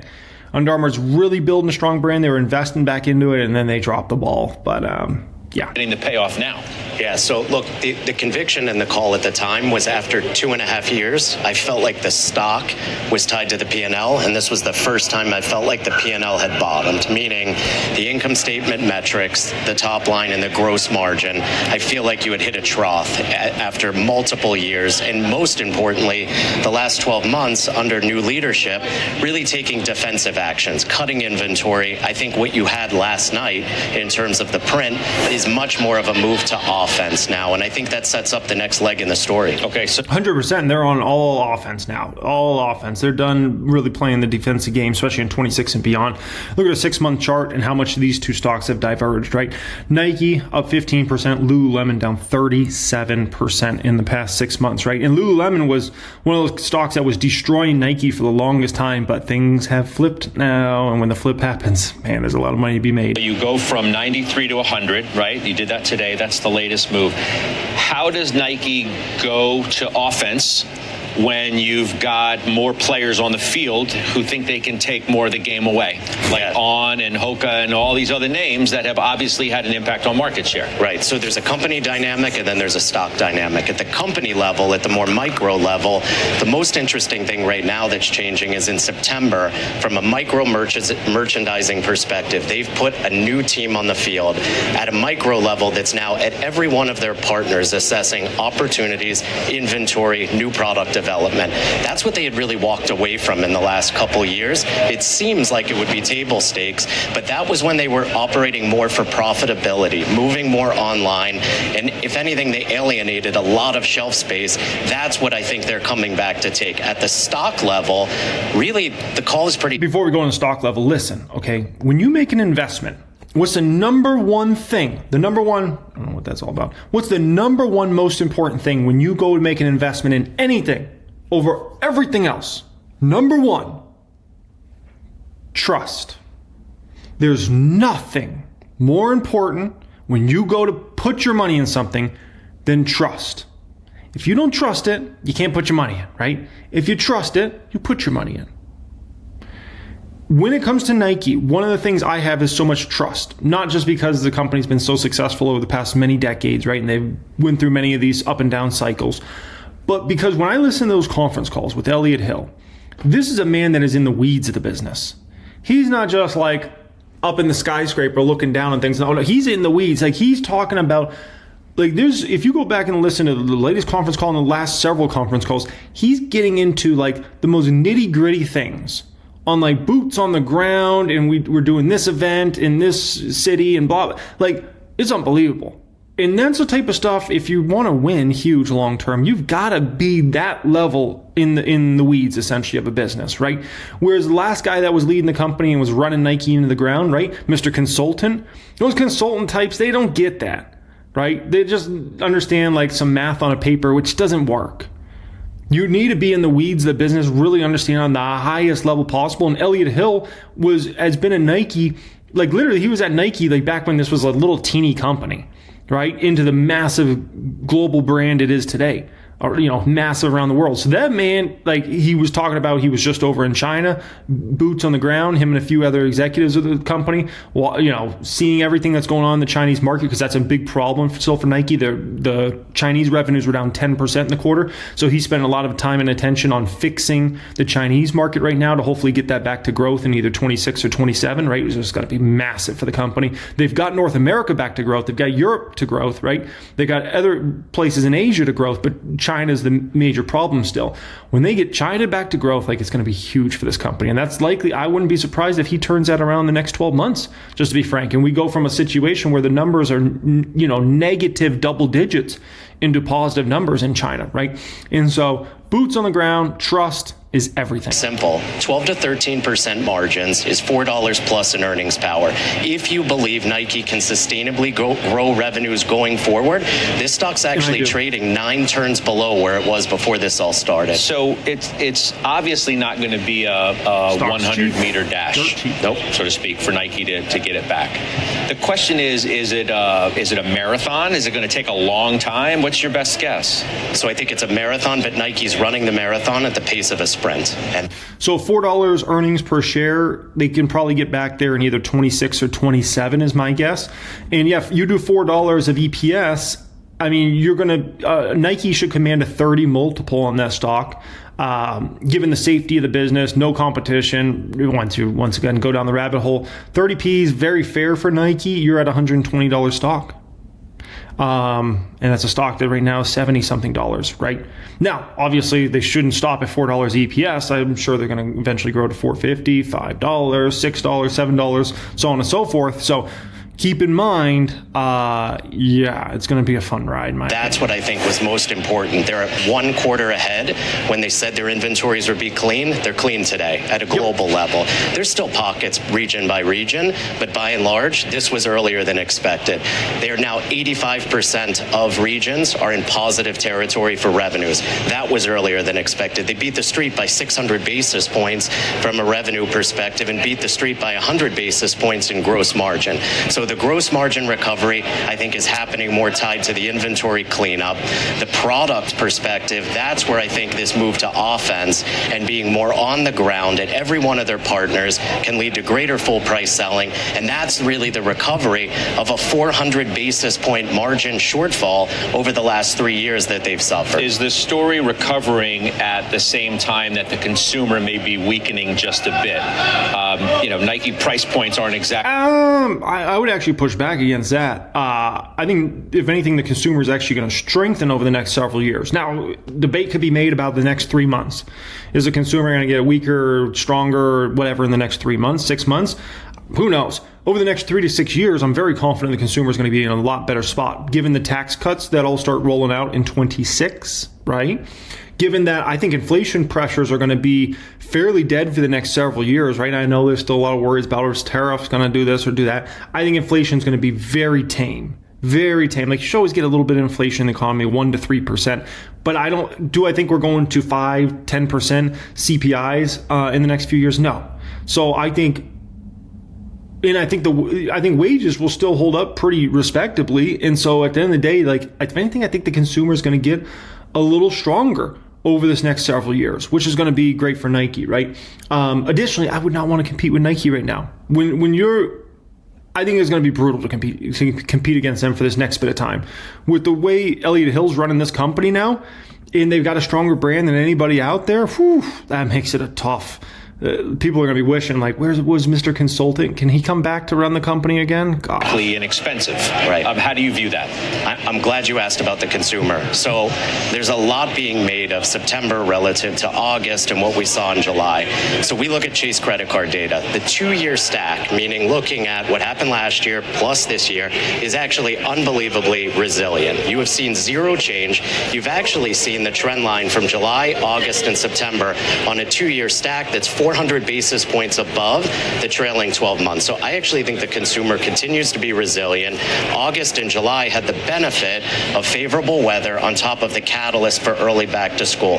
When it's all said and done, I think the consumer now has the catalyst as we head into holiday, and the new STIP bill is actually stimulus-wise positive for the higher and middle income consumer. That's, I think, going to be another opportunity for the consumer as we move into the early part of the year. And if rates really come down, that is another opportunity, particularly for big ticket items. I've got to go. Leave our viewers with your best-in-class name right now is what? I would say pick one or two. Best-in-class names: Ralph Lauren, Tapestry, Birkenstock, and then Nike for turnaround opportunity. Well, okay. Matthew Boss, good to see you again. So there at the end, listen, man, listen. Who cares whether this month is a little stronger than this month because the weather is a little nicer? Like, for a stock like Nike, it's completely irrelevant. Like, if you're playing Nike, you're playing this for the next 5-10 years, if not the next 20 years, right? So, like, this is just irrelevant, stuff. But I will say JP Morgan does have so much data that a company is a company loaded with data. He was talking about, he's looking at JP Morgan's credit card data, right? Like, you can see transaction volumes and where people are spending. Like, they have a lot of really good data over there. I will say that, okay? In all seriousness, folks, October can be downright scary in the stock market. Not a lot of people are prepared for what can happen in a month like October. And when I say scary, I mean it's the absolute scariest. So what I'm showing you right now is 2008. This was my first little bit of time getting in the market. I started paying attention to the stock market and started kind of dabbling in the fall of 2008. And in the fall of 2008, the NASDAQ went down over 17%. And the S&P 500 was down 17% as well. 2012, the NASDAQ was down over 4%. And you may hear 4%, you might think, that's not that big of a number. In 1 month, that's insane. Average out over a year. Imagine if the market went down 4% every month for 12 months in a row. Yeah, that would be a pretty big number, right? 2016, we definitely got the market to shake up in October. Market was down around 3% for the NASDAQ. 2018 was that was a nasty one. 2018, NASDAQ went down around 12% in October. And I wanted to show you a few of the other kind of risk on stocks at that particular time so you guys could see like how much these stocks go down. Look at Shopify was down over 20%. Amazon was down over 23%. Netflix was down over 25%. Nvidia was down over 35%. So keep in mind, you see the market go down 10, 15% in a month. Just understand that's going to mean a lot of these risk on stocks are down 20, 30, and even some would be down 40%. 2023, we had a little shake up in the market in October as well, down around 4% for the NASDAQ. October 2020, NASDAQ was down about 3.5% roughly. Now, that does not mean every October is bad and scary, because if we look in recent years, there's been some great Octobers. Like, look at this, 2011, NASDAQ was, or this is actually S&P 500 we're looking at here, so NASDAQ moves were probably even bigger. S&P 500 here in 2011 was up over 10%. 2015, the S&P 500 was up 8%. That's what you usually expect for a year in the S&P 500. It gave you that just in the month of October. 2021, 6.7% gain. And then 2022, a 7.3% gain. Obviously, 2022 was a devastating year in the market, right? A lot of stocks down. A lot of the biggest, most popular stocks were down anywhere between 30 and 80%. But October was actually ended up being a good month overall, although the beginning of October actually started really rough in 2022. Okay. Now, I asked ChatGPT, I said, what's the most volatile month for the stock market? And, you could ask any AI program and you could ask any investor, they'll tell you October, right? And sure enough, it gives you October. That is the most volatile month out there. You've got to expect absolute insanity in the month of October, okay? Now, two core subjects I want to speak about in today's video. One is Wall Street's planning something big. I'm going to show you guys what's going on here behind the scenes, okay?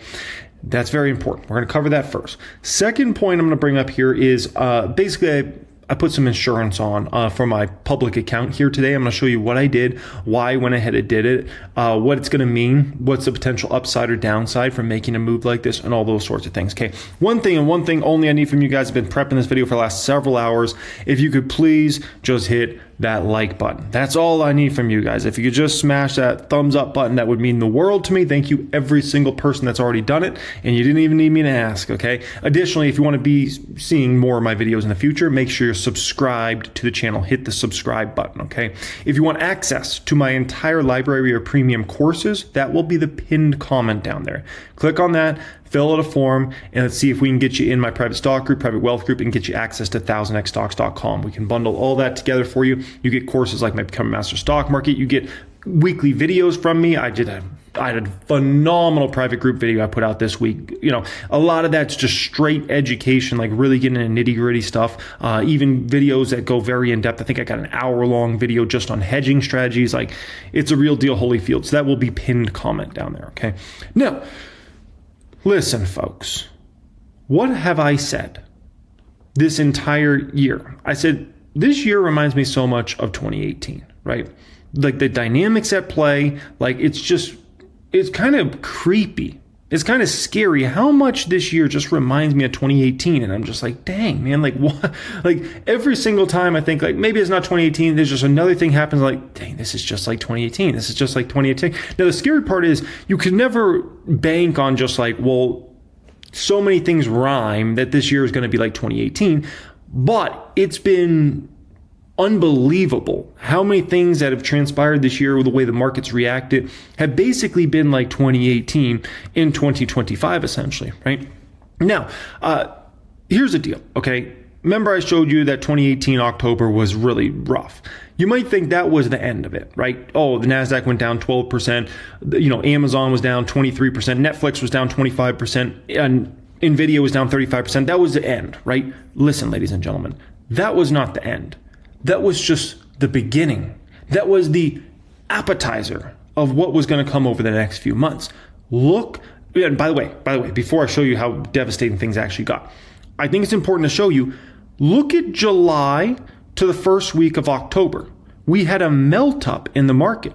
The NASDAQ was up 8.6%. McDougal was up 9%. Microsoft was up 18%. Amazon was up 22%. Nvidia was up 22%. Apple was up 23%. Those are many of the biggest stocks we had in the market at that particular time. And by the way, they're still, you know, the biggest stocks even nowadays, right?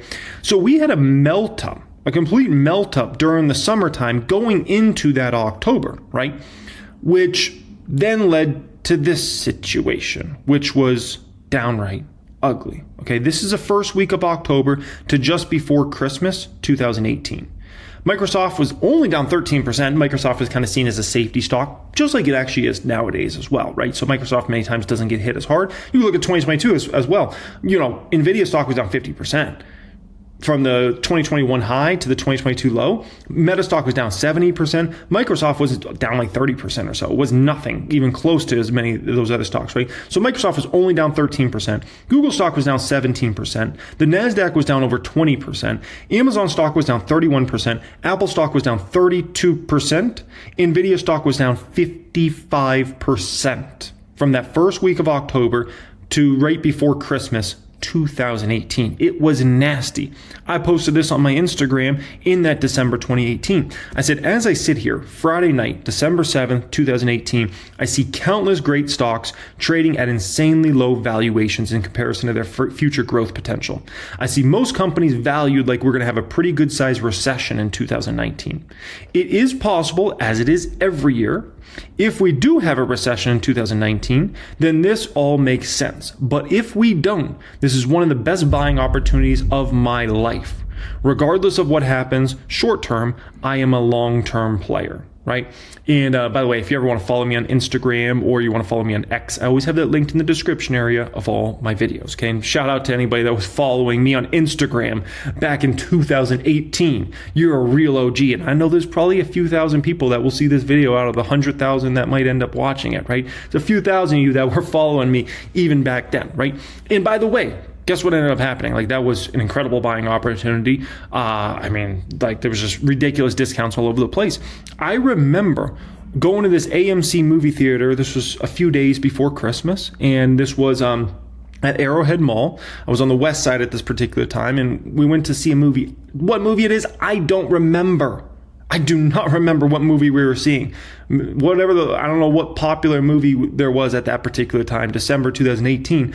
But what I do remember is I remember getting out of the car, walking toward the movie theater, that AMC. And you know what I remember? I remember checking my phone and seeing stocks just devastated. I remember seeing like so many stocks just 5%, 7%, 9%, 10% downs. And I remember placing a buy order on my iPhone, whatever I had at that time, would have been the iPhone 8 or I don't know, the iPhone X. Like I don't even know what iPhone I had at that particular time. But I remember placing an order to buy Nvidia stock, which I never was like a buyer of Nvidia stock before that. But I was like, geez, Nvidia stock's so dang cheap. I got to buy some Nvidia stock at this particular time, right? I remember that. And I also remember very, very vividly, I remember staying at this resort right here in Scottsdale. And it was a few days before Christmas. And I remember there was a fireplace out here. And I remember sitting down at it. And I think I was waiting for my wife. I remember looking into that fireplace and I was just thinking, man, I blew all my money. Because I had been investing so heavily during that entire 2018 kind of crash at the end of the year. And I remember just looking at that fire and just thinking, man, like, if this gets worse in 2019, I just don't have cash. I was down to like my emergency cash. It's kind of like untouchable cash. And back then, I think my emergency fund was, I think it was either like $10,000 or $20,000. Nowadays, by the way, it's about $300,000 of untouchable money. But back then it was like 10 to 20K. And I was like, I got nothing left. I'm all in. And sure enough, the market actually ended up bottoming right around Christmas or the day after Christmas or something like that. And we went up from there. And then obviously we had the Rona crash, which was a whole situation. But the moral of the story is, I deployed at the right time. And if it got much worse, like I just didn't have funds around to basically invest. And you're going to go through some of those moments in the market. When you get a major downtrend in the market for 3 to 6 months, you got to deploy heavy, right? And you just got to trust that it's going to work out. And it's kind of like blind faith, but it's what you have to do when you're in those sorts of time periods. And, if it keeps getting worse, then you just have to say, man, I'm already all in. Like, it is what it is. Like, I went all in when the NASDAQ was down 20, 25%, and I wasn't expecting to go down 40%. And it is what it is, right? Now, if you got more income than expenses, you can always keep investing as the market keeps going down. If it does go down that 40% level, 50%, but don't bank on NASDAQ going down 40, 50%. Listen, do not bank on that. A lot of people think, market's crashing, it's going to go down 50%. That hardly ever happens. Hardly ever. Like, how many times has the NASDAQ ever gone down 50% plus in a matter of a year or two? Like, the only time periods I can think is during that tech bubble popping, right? And during the great financial crisis. And that's it. Like, go back to past 25, 30, 40 years. It like never happens. Same thing with the S&P 500. How many times did S&P 500 go down 50+%? Almost never happens. And so you do not want to be waiting for the almost never happens. You're like, I'm going to deploy my cash when the S&P 500 is down 50%. You're probably not going down there. And you're probably not going to get that opportunity. And if you do, you're the luckiest dog in the history of dogs, okay? That's the bottom line in regards to that, okay? Now, did we have a summer melt up this year? You got to ask yourself, right? Because we had that summer melt up I showed you back in 2018 where all these stocks blasted higher. Did we have the same exact thing happen this summer? Well, let's take a look. Oh my gosh. We've had a summer melt up as well. But you could make an argument that it's been even more insane, right? NASDAQ, this summer melt up, has gone up almost 12%. That's versus this summer melt up of 2018 of 8.6%. Apple stocks up 24%, Google stocks up 38%, Nvidia stocks up 18.5%. We've had a melt up that's even stronger for the market overall, right? Than what we had actually in 2018, which is fascinating. Very, very fascinating, right? Now, keep this in mind. You say, well, maybe we came off of a crash at that time or the market was down big, so yeah, we had a melt up, but it's not equivalent. Listen, did you see the spring melt up? This melt up we just had over the summertime, right, leading into the fall, this comes after we had a ridiculous spring melt up. Look at how much stocks were up from those April lows. The NASDAQ's up 48% during that, after April lows through that springtime, essentially. 48%. Nvidia stock went up 63%. Microsoft 39%, right? This is insane. Oh, sorry. The NASDAQ only up 33% during that time, which is ridiculous. That is absolutely ridiculous. Now you can make an argument and say, well, NASDAQ shouldn't have been down that much during that whole drama. That's a fair argument to make. But at the end of the day, it still went up 33% during that particular time. And it went up double-digit percentages just over the summer melt up, okay? So it's a pretty big number. Amazon, 28%, Google McDougal, 20%, and Apple stock's gone up 18% during that spring melt up. So we had a spring melt up, then we had a summer melt up. Do we get a fall melt up again? Oh my gosh. Are we going to set a bad... at this point, I hope we don't, because if we do, we're going to have an epic crash in 2026, okay? No, look at this. This is from the April 2025 lows. This is how much all these things are up from those lows, essentially. Nvidia stock's up 89% from those lows. Google stock's up 65%. The NASDAQ is up a shocking almost 47%. From those April 2025 lows. We're in October 2025 now. That's out of control. Apple stock's up 45% from those lows. Mr. Softy's up 45% from those lows. And Amazon's a lagger, only up 27% from those April lows. Oh my gosh. Have we had a melt up, right? No. The craziest thing, the absolute craziest thing about that mini crash we had in 2018, right? I call it a mini crash because SP 500 went down right around 20%. NASDAQ was down a little over 20% during that, right? The craziest thing is we did not have a confirmed recession during that time. We did not have out of control inflation during that time. And we didn't have the Fed like aggressively raising rates during that time either. So those are the three things, like if you want to think about like how do you get a mini crash in the market or a crash in general in the stock market, it's usually for one of those three reasons. You either have out of control inflation and people are like, crap, the Fed's going to have to go crazy with raising rates.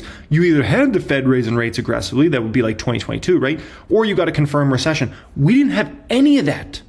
And look at the devastation that stocks went through without any of that, right? This is what the Fed funds rate went to during that particular time, during that kind of mini crash we had in the stock market. Fed funds rate went from 2.2% to 2.4%, made us sleep. It's nothing. No different than if the Fed funds rate during that time went from 2.2 to 2. It's nothing for a move there, okay? Now, I asked AI, I said, I think I was on Gemini here, I said, why did the market go down? Because I was curious to see what AI spit out for a reason, right? And it's crazy how many things are similar to what's going on right now and how people are viewing things versus at that 2018 time, right? It was worried about rapid tightening, but that was not that many people were worried about rapid tightening, right? Trump was fighting with Powell at that particular time, was way more professional than it is nowadays. Nowadays, it's just disgusting. It's like Jerry Springer stuff. But back then, Trump had a battle with Powell, and it was what it was, right? But rapid tightening, no one was actually worried about rapid tightening. They were just worried about should the Fed be lowering, right? Slowing economy was a real concern at that time, right? We had no confirmed recession, but the people were scared of a slowing economy. Guess what we have? A slowing economy, right? There was a lot of uncertainty around what the neutral rate is for the Fed. That's exactly right now. People are very confused about where is the neutral rate for the Federal Reserve? Like, is it 3.5? Is it 3? Is it 2.5? There's a lot of concerns about that. Is it 4, right? There was an escalation in the U.S.-China trade war, which, that's one of those that there was a lot of escalation early in the year. Could that come right back? Sure, that could come right back, right? We know Trump and Xi are supposed to meet, I think it's in 4 weeks from now. Who knows how that goes? Like, maybe it goes great, they're buddy-buddy, or maybe it goes really south. Like, we don't know what happens, right? Or maybe there's an escalation before it even gets to the meeting, and then there's no meeting. That would be a very Trump thing to do, right? Escalate it, and then all of a sudden, the next thing you know, you hear the meeting's canceled. Would that shock me? Not at all. Like, that would be like, okay, that would be what we'd expect, right? Global growth fears. I think that's something that there still is out there, right? Weaker outlook from some companies. I don't know. We'll see what happens with this earnings season, but could there be weaker outlooks? It's a potential. I don't know. We'll see, right? Global weakness in general. That could be something that happens, right? So it's fascinating how many of these things are actually similar to what we have going on right now, right? No. In regards to what Wall Street's up to here, right, this was just yesterday. This was kind of interesting. So the SPDR, the SPY, right, the SPDR tracks S&P 500 showed higher put option volume than call option volume. The put option volume ratio was around 1.3 meaning there were 1.3 times more puts traded than calls. This indicates a relatively bearish sentiment in hedging activity in the broad market. Additionally, inverse QQQ trust, similar to the SPY, QQQ, which tracks the NASDAQ 100, also had higher put option volume than call volume, with a put to call ratio of 1.38. That's really high. So behind the scene, if you look at the market, you're like, oh, there's nothing going on in the market right now. Like, we're just drifting higher, right? Yesterday, if I recall, was a green day for the NASDAQ and the S&P. Today was a green day. Like, it seems like nothing too much is going on. But yet behind the scenes, there's big put option volume being bought on the S&P 500 and on the NASDAQ as well, right? Much higher than what you would expect, given that you're seeing green market here. So it's like, if it's like a magician, right? A magician showing you this trick, and you're like so looking at, focused on like the trick that they're doing, but you don't see all the things that are going on behind the scenes that they're doing, right? And all of a sudden, like, it happens, you're like, oh, how'd that happen? Like, they just pulled this rabbit out of the hat. And I'm like, but they've got your eyes to focus on something else, right? So this is really fascinating, what's going on behind the scenes versus what's going on in front of us. As far as the stocks that had the highest overall put option volume, the normal suspects: Tesla, Nvidia, Apple, Amazon, AMD. Like, why are they going to be buying a lot of put options on those stocks? Well, here's the deal. If the market goes down, right, in any substantial way, what's going to go down? Like, it's not rocket science. Like, obviously all the risk on stocks go down in that environment. The risk on stocks are Tesla or Nvidia or Apple, Amazon, all those sorts of runs, right? You make an argument that maybe Apple's not as risk on as like Tesla and Nvidia, and that's fair. But at the end of the day, like, if the market's going down, the biggest stocks are going down, right? And I have looked at, if you're going to buy put options on a lot of these stocks, guys, I'm going to be honest with you, you got to pay through the roof right now. I was looking at like December 19th expiration options on some of these stocks, like Tesla, for instance. Whew, you need the stock to go down like double digits just to break even between now and December 19th. That means people are paying very large prices for these put options. Wall Street's not going to pay big prices for these put options unless they're very confident, there's problems coming here, right? Now, the thing with Wall Street is, right, they're the ones that control the market. If they want there to be problems in the stock market, they can make problems in the stock market. You or I, we don't control crap. I got what? A little less than $4 million in the public account. Then you can say, add up all my private portfolios. Dude, I don't control crap. You don't control crap. There's no one watching this right now. Even if you got $50 million portfolio, you don't control crap. We don't like, this isn't, we can't control whether the market goes up or down. The people that are funneling in billions, tens of billions, hundreds of billions of dollars of assets under management, the big funds, the hedge funds, they control this game. They're the ones that, if they want to create a big market downfall the next 3 months, they could do that easily. That's not hard at all. And remember, a lot of the smaller Wall Street players, they start getting really scared when the big Wall Street players start making some moves. And all of a sudden they're like, oh. And so it's kind of like a sheep effect. And then all the Wall Streeters that go on TV and CNBC and Bloomberg and all that stuff, they start falling in line one by one, right? So the moral of the story is they're buying a lot of put options on the S&P 500 and QQQ behind the scenes right now, right?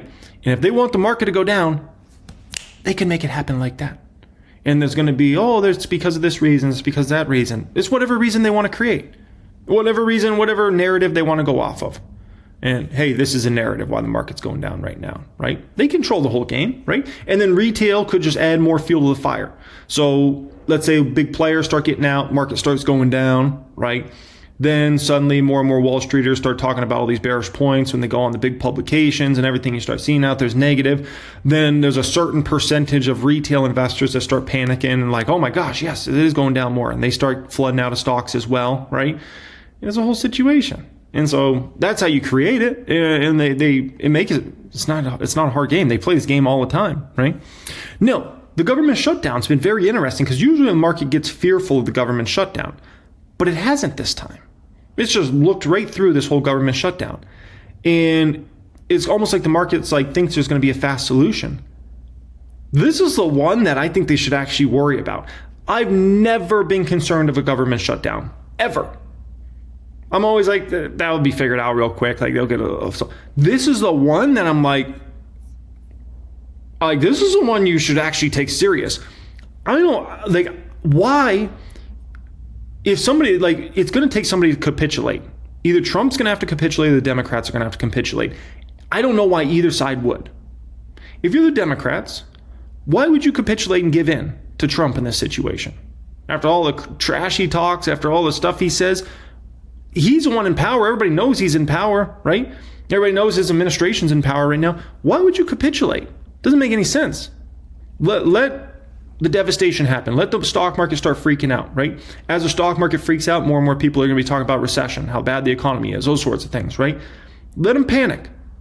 And then let a recession happen. And you're going to come through with a massive sweep in fall of next year, right? Let him crash it. And then just, that is what it is. He's the one in power right now. And if you're Trump wants a lot of these federal workers fired. I'm not convinced he wants some of this government data out. So I don't think it makes sense for Trump to capitulate. I don't think it makes sense for the Democrats to capitulate. Now, there is a potential that one of the sides just gives in, right? But this is a one that I'm like, this could go for a long time. And I mean, a long time. But we'll see. But I'm going to be like, if one of these sides gives in the next few weeks, I'm going to be laughing. Because I'm going to like, oh my gosh, like you gave in that easy? And I think the side that's going to end up having to give in when it's all said and done will have to actually be Trump. Because he is the one in office right now. And he's the one that everybody's going to be looking at. And he's the one that if the market starts getting hit, his big donors, his big backers are going to start looking and be like, hey man, like business is heading south. You know, all these workers are out of work right now. All these federal workers, spending's not looking good. The market's going down, our net worths are going down. Like, hey, let's go ahead and make a move here, right? So I think he would actually have more pressure, but we'll see. But this is the one that I'm like, dude, this is the one people should actually be like a little concerned with, but you never know. Like maybe one of the sides will give in. That should be interesting. Now, this is all happening during a time period. You could say, well, if the valuations are really cheap on the market right now, then it is what it is. Well, they're not. If you look at this was just posted here today. I saw this on X, right? The S&P 500 is now trading at 3.3 times sales. Its highest valuation in history. Oh my gosh. That's insane, right? Insane. Now, if you look at kind of the norm over the past 25 years, you're at like a 1.6. Now, you can make a strong argument that we should not be trading at a 1.6 price to sales ratio for the market anymore because these companies are more dominant, they're more profitable than we've ever thought possible. Their gross margins, their net margins. I mean, you got companies with net margins, between 30 and 50% now at the top of the market. That was something people never thought was possible. Like if you could have a net margin of 10 or 15%, you're amazing. Now we got companies routinely at the top of the market reporting net margins of 30% plus. It's insane, right? So the moral of the story is the price to sales ratio should be much higher than 1.6, right? But then you can open up a debate that, okay, should it be 3.3 or should it be more like 2.5 or 2.75 or 3? That's where the debate starts. And one thing I could say is, 3.3 is very, very, very high. There's no doubt about that, right? Additionally, you can look at something like the Shiller P, not my favorite metric to look at, but it is a very important metric, right? It's looking at inflation adjusted earnings over the past 10 years, averaging those out. Shiller P is at over 40 right now, right? Which is by far and away the highest we've had in the past 20 years. So it doesn't matter what metric you want to look at. You can look at forward P for the market. You can look at the price to sales ratio. You can look at the Shiller P. We're trading very rich in this market. Very rich. Which, when you're trading in a very rich market, all it's going to take is a little bit of fear start to be put out there. And believe me, the dominoes come falling quickly, okay? Quickly. If you're in a cheap market, it's a little different. But when you're in an expensive market, whoo, boy, oh man. And guess what happens every single time the market starts to downtrend? Guess what happens? Everyone starts talking about valuation. And the thing is, even if the market started to fall, people would still be scared of valuation. They're still going to be talking, like if the Shiller P went from 40 to 37, they're still going to be saying that's insanely expensive. If the price to sales ratio goes from 3.3 to 3.1, they're still going to be saying that's insanely expensive. Something to keep in mind here, folks. So the way I kind of look at this is I need some more portfolio insurance. Now, stage one of me basically making portfolio insurance is I start taking profits on stocks, right? I start building up cash levels. And that's what I've been doing for the last several months. If you look at the portfolios, I've been building cash, right? And so I've got a lot of cash stacked now that if this market goes south, I'm ready to deploy big money in the market, right?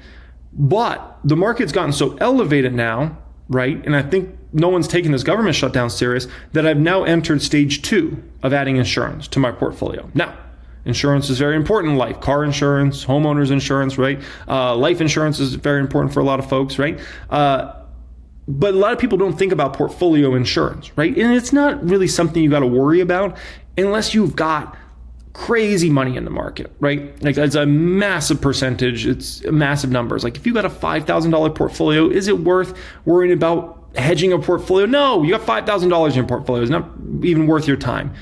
You got $10 million in your portfolios, you should hedge. Yeah, you're a high net worth individual, like it is a game to play, right? So what did I do? Well, I added some protection today. I went ahead and bought 22,222 shares of TZLZ. What is that? I paid 67 cents for those. That's a 2x leverage against Tesla stock, okay? Now, why would I do that? Well, Tesla's run massively, right? We do know if the market goes risk off, like Tesla's going to come crumbling down. At first, you got to understand Tesla's way over a $1 trillion market cap. So all it would take is a big money to start to sell out, right? And then you would start to get a lot of the weak hands and the traders that had been in Tesla. Tesla's been a hot play. Like we all know that, right? It's been a massively hot play since those April lows. And so like the stock's nearly doubled since those April lows, right? So as soon as you start to get some weakness there, the traders start to lead the stock and you just get a big downfall quickly. And as somebody that was a Tesla shareholder for a long time, like it's nothing for that stock to all of a sudden go down 15, 20, 30%. Like it happens all the time, right? So all it would take is a little momentum loss and next thing you know, boom, boom, boom, boom, boom. And that stock goes down 20, 30%.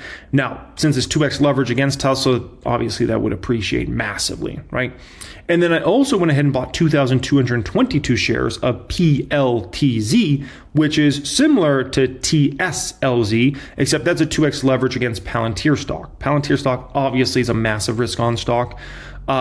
If the market goes risk off, Palantir is going to go down quite substantially, right? We all know that. And Palantir is another one of those. The market cap's gotten so big now. Palantir's market cap's pushing close to what, 500 billion? 400 or 500 billion? That's another one of those that Wall Street now controls that stock.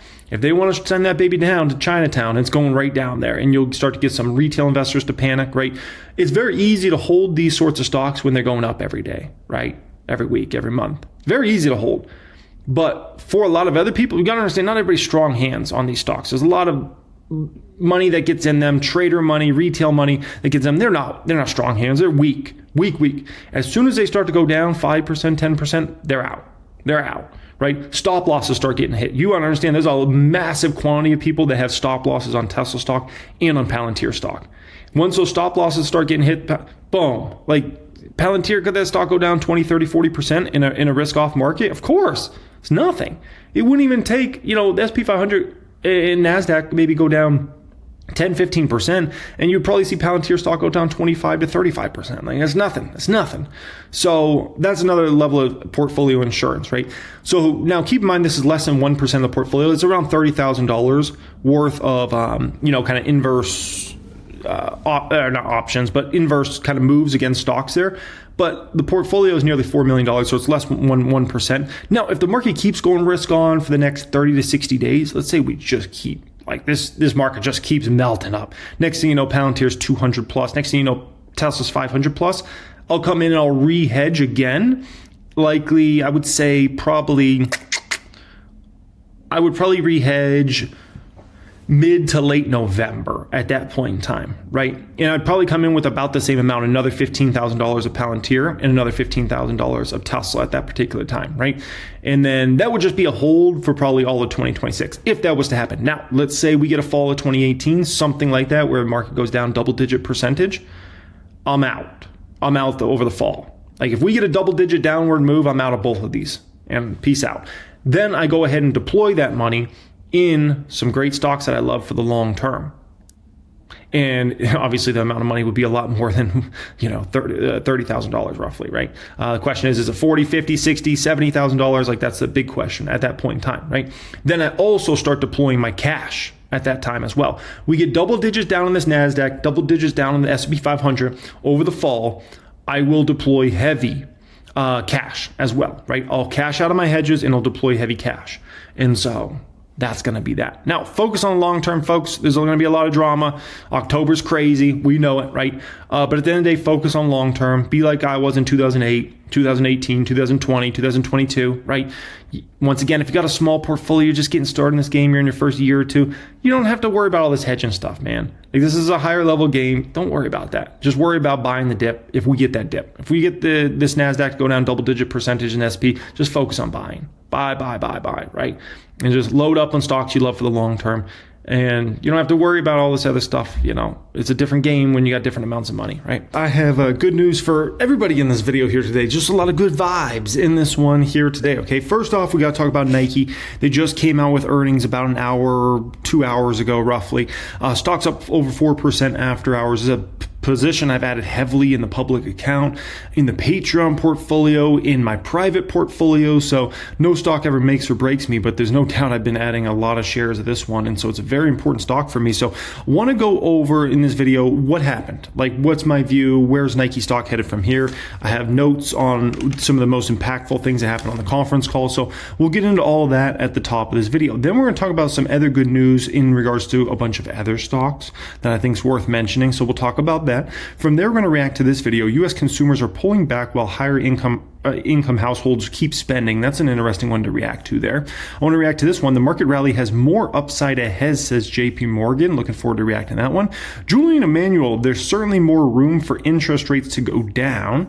That should be an interesting one to react to. And the last one we'll react to in this one here today is how to trade the Nvidia now that's a $4.5 trillion market cap. So we got a bunch to go through. I appreciate everybody joining me. I want to just jump straight into this. The only thing I need from you guys, if you could please just hit that like button. If you could just hit that like button for me, that thumbs up button, that means the world. Thank you to everybody that already did it, and I didn't even need to tell you. Additionally, if you want to see more of my videos in the future, you can certainly hit that subscribe button, okay? Alrighty, guys, so Nike right off the bat here, okay? So, you know, stock's up 4% or so after hours. I'd rather have the stock stay lower in the short term because I would my position's almost fully built in Nike, but I would love to just add a little bit more, just a little bit more. And so, like, I'm happy it's not up 10% or 15% or something like that, right? Now, in regards to numbers, I mean, they're way ahead of schedule, essentially. Earnings per share came in at 49 cents. 27 cents was expected. That was a beat by 81%. And then if we look at revenue, they came in with $11.7 billion of revenue versus $10.9 billion was expected. So that was a beat by 7% there. So really good results out of Nike, and kind of a surprising one because a lot of people were not expecting that. They were expecting revenue to be down quite a bit. So to actually eke out revenue growth definitely shows that Nike's ahead of schedule in regards to this, right? Now, I posted this on X. If you ever want to follow me on X, it's always linked in the description area of all my videos. But I posted this, and I think it's important. I said, Nike turnaround is ahead of schedule. Double beats, and huge at that, right? Huge double beats. Some of the most impressive beats this entire earnings season. Elliott Hill is doing a great job turning things around. Bravo, right? He's ahead of schedule. He's definitely ahead of schedule in regards to his turnaround here with Nike. Now, in regards to Nike's numbers, revenue grew. Like, it was expected to go down quite a bit, and so the fact that they grew revenue was kind of shocking. Now, cost of sales was up for the company. They're getting hit by tariffs and all that drama that's going on out there, so gross profit definitely got hit in the quarter, 6 percentage points. Now, selling general administrative expenses, they actually dropped that 1 percentage point. So as a percent of revenue, that actually fell a little bit for the company. But because gross profit was down 6%, like, that's going to kill your net income, right? So they came in with $727 million in net income versus a little over $1 billion in net income, right? So, you know, the biggest point I've been making for Nike in regards to this year is this is Nike's worst you're going to see Nike in regards to their financial results. Like, the numbers you've seen over the last few quarters and a quarter like this is as bad as it gets for Nike. And think about this for a moment. As bad as it gets for Nike, and they just did $727 million of net income. That's when you know you got a very special company. When they're going through bad times, multi-year bad times, and they still make $727 million during a turnaround, that's insane, right? So that was that. Now, as far as their balance sheet goes, they're sitting on $7 billion plus of cash and cash equivalents, $1.5 billion plus of short-term investments, and $7.9 billion of long-term debt on the company. As far as what is actually going on as far as strength and weakness, North America actually was up 4% revenues for the company, which is pretty good. Like, it shows North America is really starting to turn for Nike in a major way. Their business is inflecting positive. That's great. Europe, Middle East, and Africa, slow, but that's inflecting positive as well. 1% revenue growth. China is still a big issue for the company, right? China revenues were down 10% in the quarter, so they've got a lot of work to do, certainly in China. Asia Pacific and Latin America revenues were up 1% there. So North America, Europe, Middle East, Africa, and Asia Pacific and Latin America are all headed in the right direction, which is what we want to see. If you're somebody that wants to buy Nike stock, or you already bought Nike stock, you want to see those businesses moving in the right direction. The last big dog we got to pull over to get them in the right direction is China. So if we can pull China in, then we're really talking. So basically what Nike needs to now focus on for the next 1 to 2 years is accelerating the revenue growth in North America, Europe, Asia, Latin America, and then getting the China business from stop being a drag on the business where revenues go down 10% to start inflecting positive, right? So things are headed in the right direction, but China is definitely where you got a lot of work here to do in regards to this company, right? As far as running, the running segment sounded like it was very strong for Nike overall, so this is phenomenal. By the way, I posted all these screenshots if you're wondering what this is. This is my private stock group's Discord chat with the 6, 7, and 8-figure members. We have over 1,000 members in there that have either 6, 7, or 8 figures in their portfolios. If you want to join us in there, that will be the pinned comment down there. You also get access to all my course curriculums.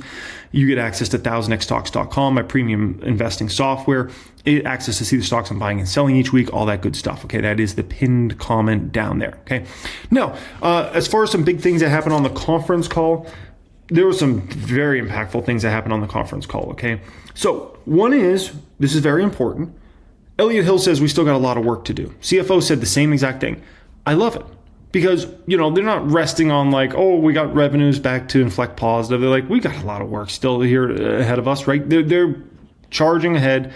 They understand they got to get China back positive. They understand they want to accelerate revenue growth in North America and Europe, right? So I like that frame of thought of like, we're not being complacent about where we're at right now. We've got a lot of work to do. I'm sure they want to get back to double-digit growth revenue, right? I'm sure they want to get there. And if you're going to get there, there's a big difference between 1% revenue growth and 10% or 12% or something like that, right?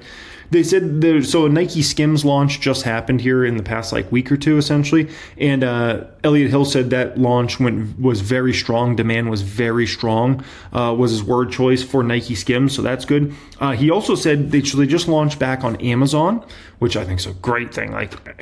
Dude, who doesn't shop on Amazon? You gotta be on Amazon, right? So Nike has a new store on Amazon. They said basically things are much stronger. Business and interaction activity is much stronger than they had anticipated, which is exactly what I want to hear in regards to that, right? Amazon, that needs to be a strong platform for Nike. Nike got too greedy back in the day when, once again, Mr. Consultant was running the business, and they thought, we're too good to have, have Amazon make money off us. Dude, you got to be in places that people are. Like, everybody shops on Amazon. Doesn't matter if you're a lower income household or whether you're, rich. Everybody shops on Amazon. So if you're somebody that like Nike that sells to lower income folks, middle class folks, and wealthy folks, you better be on Amazon. Everybody shops on Amazon, right? And so I love that they're back on Amazon, and I'm sure that business is going to build substantially over the next several years, and that's going to be a big tailwind for them, their Amazon relationship. Basically, Converse, that's been a huge weak spot of the business. They said that Elliott Hill replaced the management team at Converse, so they got a whole new leadership team for Converse moving forward. So I'm sure the Converse business will start to get its act together in 26 and beyond, right? They talked about the Wynn Now strategy, which is their big strategy they have going on. And he says, it's working. It's proof in the numbers. They're ahead of schedule here. And it's the right way to go. And I agree with that.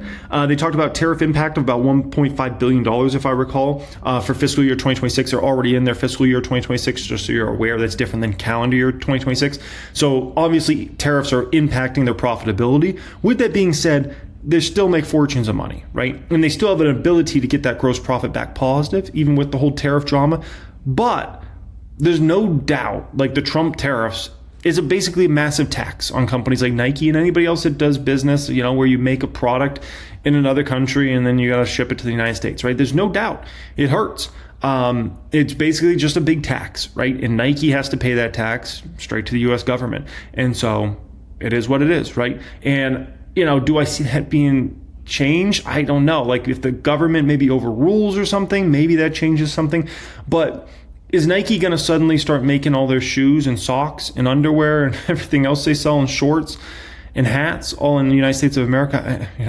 Very low probability of that, right? Very low probability of that. So, that just is what it is. They're going to have to deal with the tariffs until they don't, and it just is what it is. But once you get used to that tariff impact, like at the end of the day, Nike long-term will pass that on to the consumer, and the consumer will pay that tax, right? But that's more of a longer-term thing. Nike's focused on the turnaround, getting the revenues right, everything like that. When they're in a more of a position of power, they can worry about offsetting that elsewhere, and then that $1.5 billion a year will just come right back to Nike, essentially, and will be hit that bottom line, in my opinion, right? Which is phenomenal. So, yeah, overall, I was definitely very encouraged by the numbers Nike reported. They're ahead of schedule in the turnaround. The conference call was very good. Very encouraged with the job Elliott Hill's doing at turning around the company.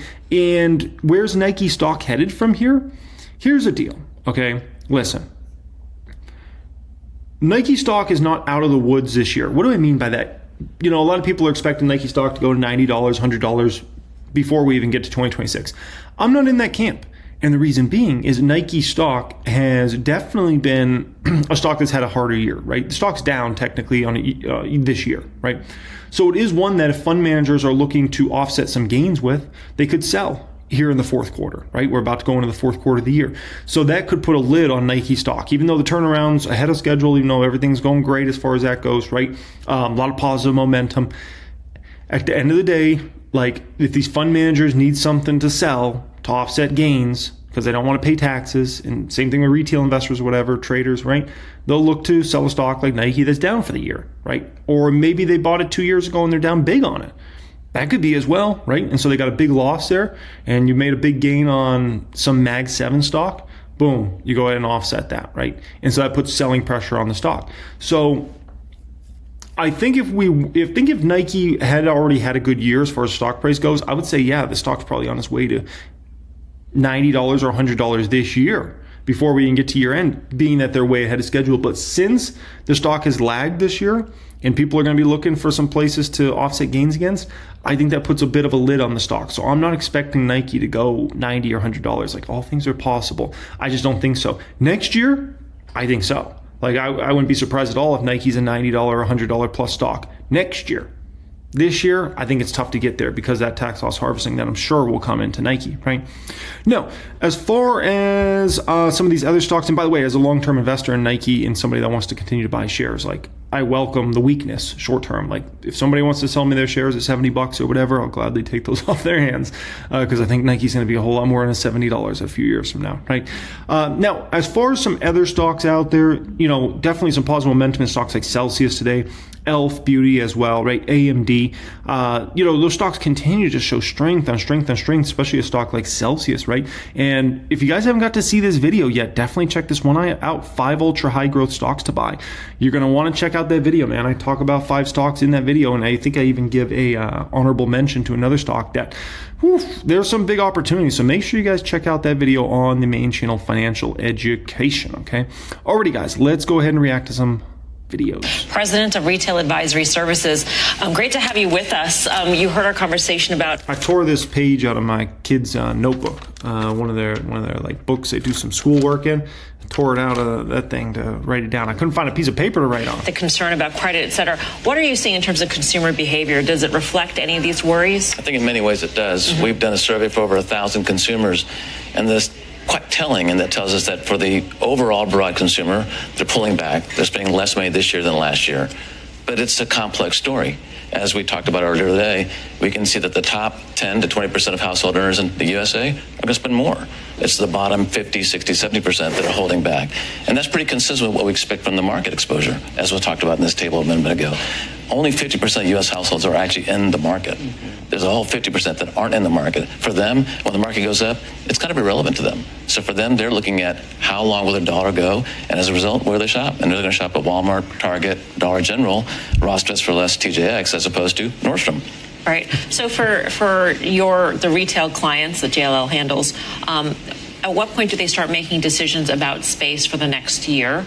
And does it hinge on this holiday shopping season? So they're trying to sort of overlay where you're seeing spending pullbacks along with the retailers and what they might do. So that's a good question. So retailers really think in two ways. There's the operating company, the OpCo, then there's the real estate group. The real estate group right now is looking at product that they're going to open up in 27 and 28, not right now. So they're making a real estate decision for a consumer and a retailer that says, how's the market looking in 24 months? And in most cases, I've talked to every retailer we can think about, they're bullish on the consumer on the long haul. What happens today, next week, or next month isn't what they're betting on. They're betting on 2 years, 3 years from now. Obviously, the employment picture is first and foremost in terms. Do I agree with him? Am I betting on the consumer in the long haul? The answer to that is absolutely. Abso-dang-lutely. The biggest thing that's held back the consumer the past few years has been what? We all know what it is. It's inflation, right? Specifically inflation in housing and rents. And those are the big expenses. The big expense, like what are people's biggest expenses? Car payments, auto insurance, right? Obviously, if you got a mortgage or you pay rent, all those things, they went insane, right? And so there's been an adjustment period for the last few years because housing prices went insane, mortgage rates went insane. So if you bought a house, you had to pay a 6% mortgage versus a 2% mortgage rate. Rents went insane. Obviously autos went up so much during Rona and those next few years coming out of that, right? All that's moderated now, which is great and good news for the consumer for the next several years.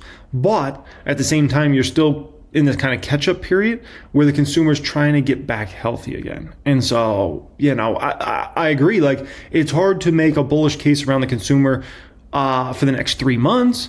But if you want me to make a bullish case for the consumer over the next 3 years, I can do it for you. That's no problem at all, right? So just something to kind of keep in mind there. Of the spend, but outside of that, in your sort of studies, what scares the consumer from spending? What type of event?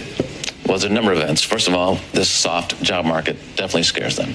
Secondary, this constant talk of tariff puts unease. They actually don't know what it's going to cost them, no matter what the retailer does. And many retailers have said they're not passing that cost increase to the consumer. That doesn't matter. There's a bit of doubt in their minds. So between what's happening at the pump, what's happening at the home level, what's happening with job security, and then the last piece, which I don't want to think is minimized.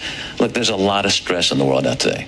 Wars in Ukraine, wars in Israel, all those things start to seep into your mind. You ask yourself, do I need that or do I want that? And sometimes wanting gets passed up for need. And that's what we're seeing most consumers decide right now.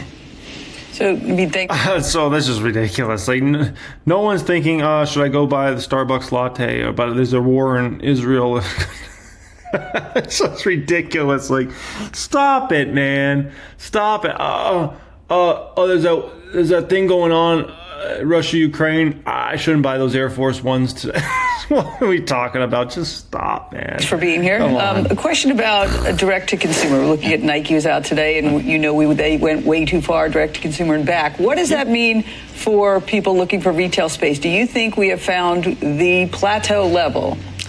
I think for the most, I think for the most part, the retailers have said, we don't see the U.S. consumer going heavily into online only. Roughly 16% of U.S. consumers surveyed said they were going to be online only. Otherwise, 84% are saying going to shop at the brick and mortar stores. We are at a long historical supply shortage in retail real estate space.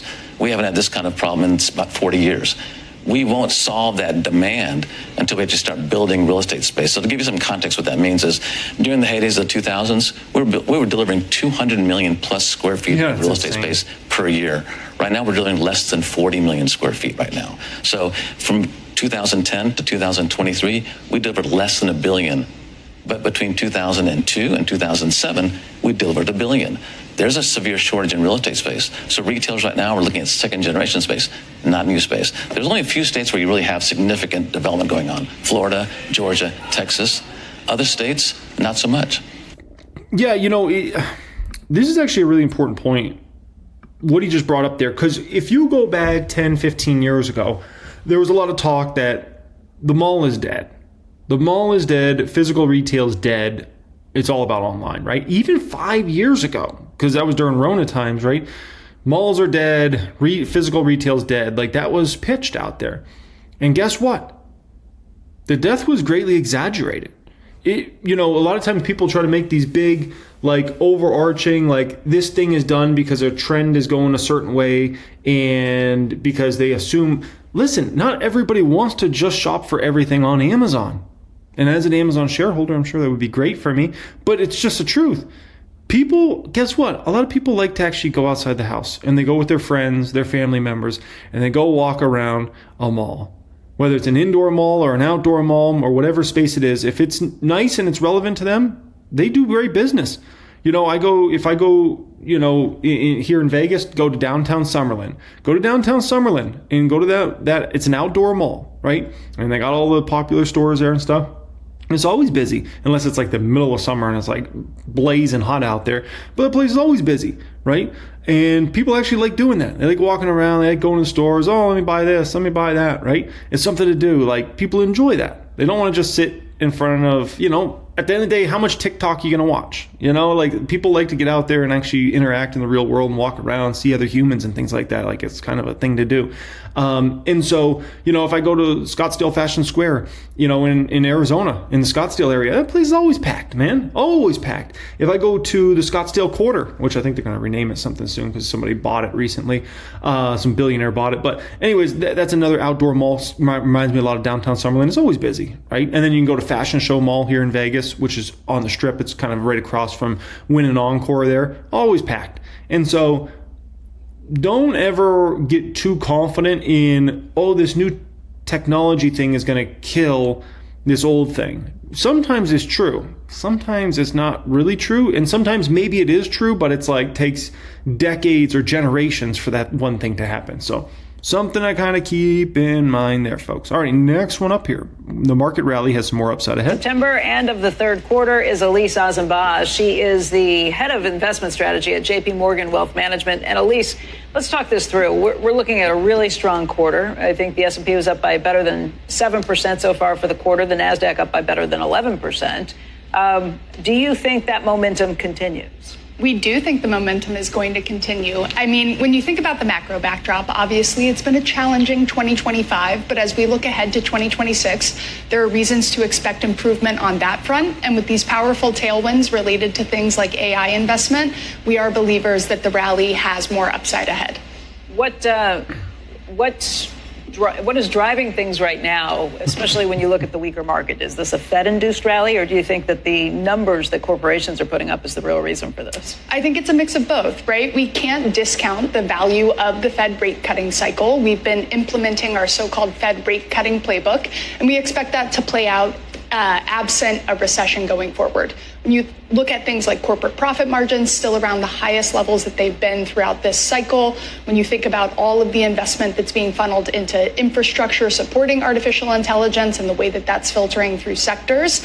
And when you look through and kind of think about all of the uncertainty that's finally starting to dissipate as it relates to things like tariff policy, we think that there is a path ahead to kind of keep out valuations supported, but also continue to fuel earnings growth. The jobs market been disappointing. Is it something that worries you that could expand from here? So it's something we're watching really closely, but we would characterize the labor market as bending but not breaking. You've obviously seen this substantial slowdown in hiring. It's about the slowest pace that we've actually seen absent the pandemic era since the global financial crisis. But what we're not expecting is a meaningful rise in layoffs, because to see that, usually throughout history, it would require a meaningful deterioration of corporate profit margins. And with this momentum that we have going, we think that they can stay fairly well supported. What do you think in terms of this government shutdown? You haven't mentioned it once. We keep talking about it. You think this is a blip? You think it either gets taken care of or it doesn't last for very long and is not going to be impactful? Look, your guess is as good as mine. We've seen multiple government shutdowns since the early 80s. And what we found is that, one, they vary in length, but the length itself doesn't have all that much weight in terms of how markets perform.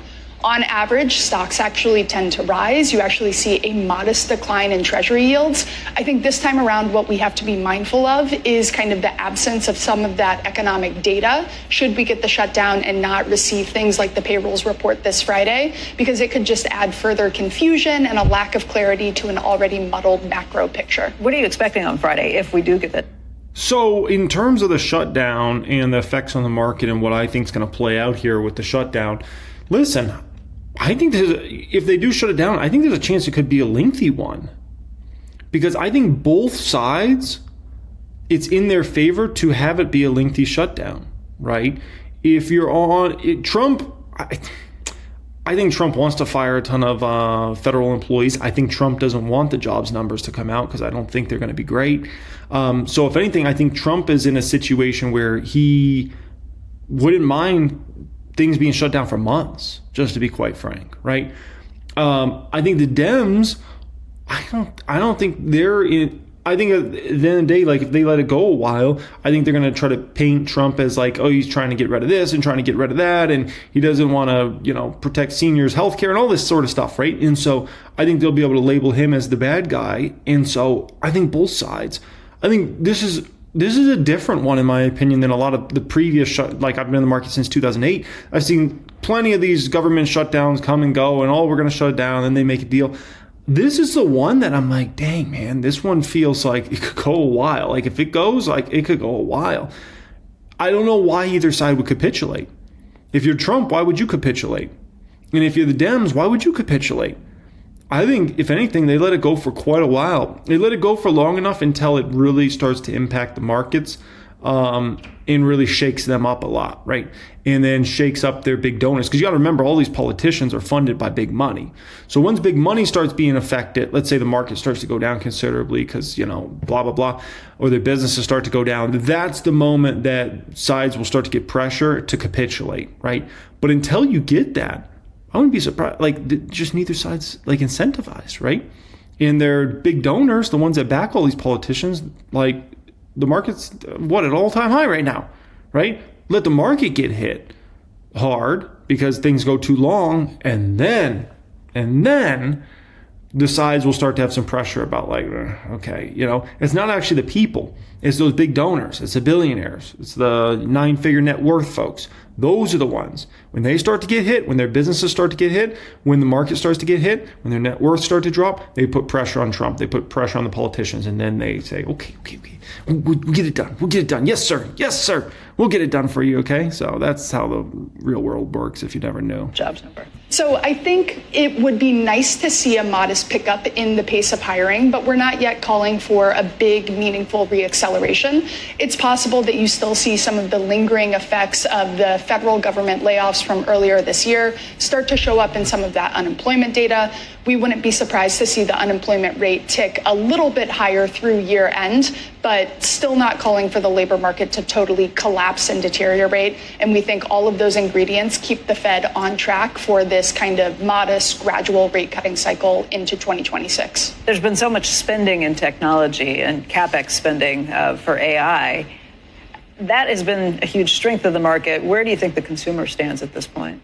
So I think the consumer is faring okay. You have had wage growth start to slow, but you're still getting that positive real wage growth that should continue to support consumer spending, obviously so long as consumers remain employed, right? You also have these wealth effects from the, stock market rally that we've seen so far year to date. So despite all of kind of the agita and maybe the downtrodden sentiment, the consumer's hanging on. But when we think about aggregate GDP growth, as we learned in the first half of this year, it's not the only thing driving the expansion of the economy, because that AI investment has been playing a massive role as well.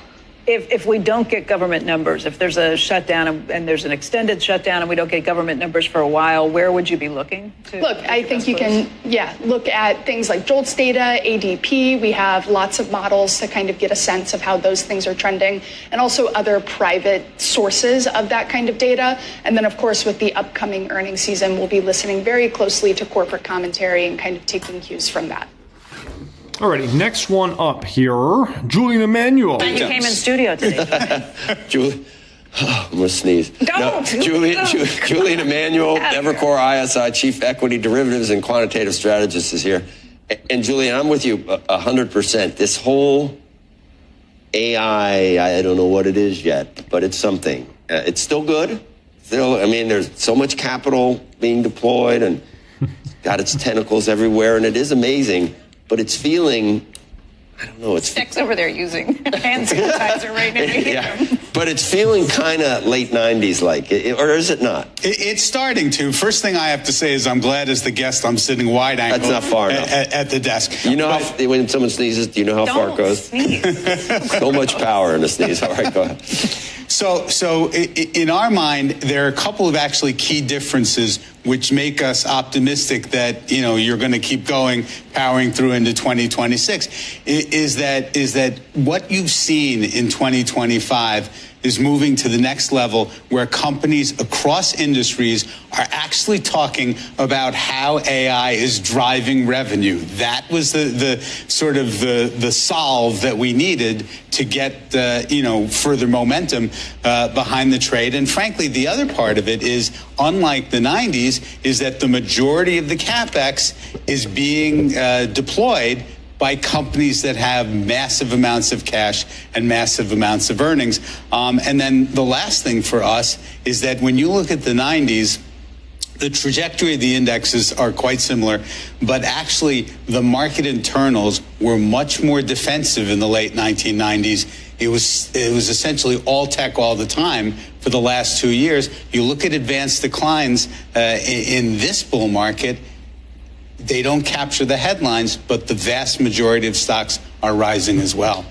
Does for AI, does the level of interest rates matter in terms of, I don't know, does it need multiple expansion to keep going? I don't think it really, it's on its own. It doesn't necessarily need multiple expansion, but again, this whole idea of the CapEx, and I think part of the indigestion that we've seen over the last week. Listen, you could get a really weird thing to happen in the stock market. Okay, would be a really weird dynamic, but it's possible. And I don't think anybody's talked about this or even considered this yet. Okay, listen. You could get a scenario where all these AI-related stocks top in the next 3 to 6 months. And when I say AI, I'm talking the Palantirs, I'm talking the Nvidias, go down the whole list of them, okay? And let's say they top in the next 3 to 6 months. And then they downtrend for 1 to 2 years, right? Before they finally bottom out. You could get that to happen while simultaneously a lot of the stocks that have been obliterated for the last several years start to actually catch a bid. The Nikes, the Whirlpools, like all these companies that are really exposed to the consumer, to the economy, those sorts of things, right? Where they actually start to benefit. Where the AI stocks, it's not like those companies stop growing. It's just like suddenly investors start kind of saying, you know what, growth rates are kind of slowing down a bit. We think a lot of these stocks have topped. They have insanely rich valuations on them. So we're going to start moving our money elsewhere. That's a potential you could get. And what would happen is the market would actually be going down, right? Because a lot of those stocks are so massive in the indexes. So a lot of them could be going down while a lot of the internals in the market, a lot of these other stocks could actually be going up. But the problem is the other stocks aren't as big. So you would have the market downtrending. You would have the S&P 500 going down, actually, the NASDAQ going down, almost looking like we're getting a major correction or crash in the market. But you'll have a whole host of stocks actually doing phenomenal in that environment, which will be very different. Is this impossible? No, it's not impossible. It's very possible. Just look at what's happened over the last number of years. You got a few stocks at the top doing great and then just continue to raise indexes while all the other stocks, even though the indexes are going up, have been going down. So you think the inverse can't happen? Of course it can happen. You have the indexes going down, all those AI-related companies going down, while all these other companies are actually going up. It would be a weird dynamic, but it's possible. We just watched it play out, the inverse. So to assume it can't happen, it could absolutely happen. And that's why it pays to be diversified. GVD 123, baby. Is companies that are going to have to raise debt to finance more CapEx. That's where you do need interest rates to be subdued. Okay, before I talk about interest rates, the rest of the companies in the United States, there are others. We've been hearing recently that earnings look good for this year and next year, so that you wouldn't need the multiple to expand to still have some gains in the market. Yeah, from our point of view, look, we think, as is typical, that bottoms-up consensus of around 13% earnings growth is too aggressive. It almost always is. We think high single digits for next year, and it's doable. And if you think about it again, the genius of corporate America in adapting to tariffs, in starting to deploy AI, means that margins stay elevated, and that's part of the calculus that gets you to higher stock prices next year. Okay, let's talk then interest rates. I thought it was interesting. I don't know whether this gentleman's right, Stephen Myron, who's got a couple of jobs now, or at least he could go back to another one. But he's in the Trump administration, so he's on the same page. He says that some of the policies in the Trump administration in terms of productivity enhancements and deregulation, that interest rates can actually be lower and still keep inflation under check. And so they're too high right now. Well, look, so our view at Evercore is you're going to get 2 more cuts this year and probably 2 or 3 next year. And frankly, when you think about the momentum in terms of earnings and the fact that I think we have to face it is that inflation is closer to 3% than it is to the Fed's stated goal of 2%, that argues that the rate path should probably be gradual as the market's pricing in now. But certainly there is room for rates to go down. So people say de facto that the goalpost has moved because we're not getting to 2% till 2028 or 2029. So if you're cutting, what do you say, 5 more times? 5 more cuts into a 3% inflation rate means that you're really not serious about it. So if you look at the last couple of years, Joe, the important thing is not where the level of growth is or where the level of inflation is. It's the direction of travel. Okay, because remember, a couple of years ago, we were looking at 9% inflation for a spell, 8-9%. And that started coming down. And here, the critical thing is we still feel like there's another quarter or 2 of digestion of tariffs and assorted of policies before inflation starts moving down again. But it is going to move down, and that's the critical issue. Yeah, inflation will continue to come down as long as you don't have a super strong economy, right? So if the economy got insanely strong in the next 1 to 2 years, then you could say inflation's going to come back. Like, it's just the way it works. Like, at the end of the day, the economy gets too good, right? If there is such thing as too good, you start to get inflation. In an economy that, like, how do you know when you're in an economy that's kind of like too good? I'll tell you exactly how. When it becomes brutally challenging as a business to find workers to work at your business, you know you're in a too strong of an economy. Like, there should always be, let's say you run a restaurant, and you need to find a new chef, and you need to find a new waitress, and you need to find, a new busboy or whatever they call them, right? People that clean up the tables. Okay, you should be able to find all that within a week if you need to, right? Or at the most, maybe 2 or 3 weeks, and you should be able to get them at a wage that's, you would expect to pay them at. If you look back to the economy being too strong because of stimulus money a few years ago, as any business owner, it was almost impossible to find somebody in any sort of quick amount of time to do even like basic jobs. Additionally, what you had to pay people was like ridiculous rates. Like, I knew so many people that ran restaurants or some sort of business like that. They're like, oh my gosh, I got to pay my so-and-so like, $5 an hour more than what I thought I was going to have to pay them. And that completely affects my profitability on a given day, right? And so that's when you know you're in too strong of an economy, but we don't have that situation right now, right? But we also don't have a disaster economy. I would say it's a pretty balanced economy as of right now, but it's trending the wrong way, which you could say, okay, could lead to out of control unemployment, and maybe it's too easy to, because you look back to like the great financial crisis, right? If you look back to 2008, 2009, 2010, those are years where it was too easy to get employees, right? Like, look at me. When I entered the workforce, I was happy for whatever I got. Like, when I got my first job for $7.50, thank you. I'm so happy. When I got my next job for $8.25 an hour, whew, thank you. I'm so thankful, right? Then when I got my first job at Quick Trip and they started me at $40,000 a year, oh my gosh, it's all the money in the world. Thank you. You think I was like being picky about like what wage I got? No, of course not. I was just thankful for whatever I got. But that's when you're in a very weak economy. You're in a very weak employment market, okay? And so, I would say a few years ago, we were in the complete opposite, where employees were like, nah, I'm not coming to work for you unless you pay me blah, blah, blah amount. Whew, yeah, different.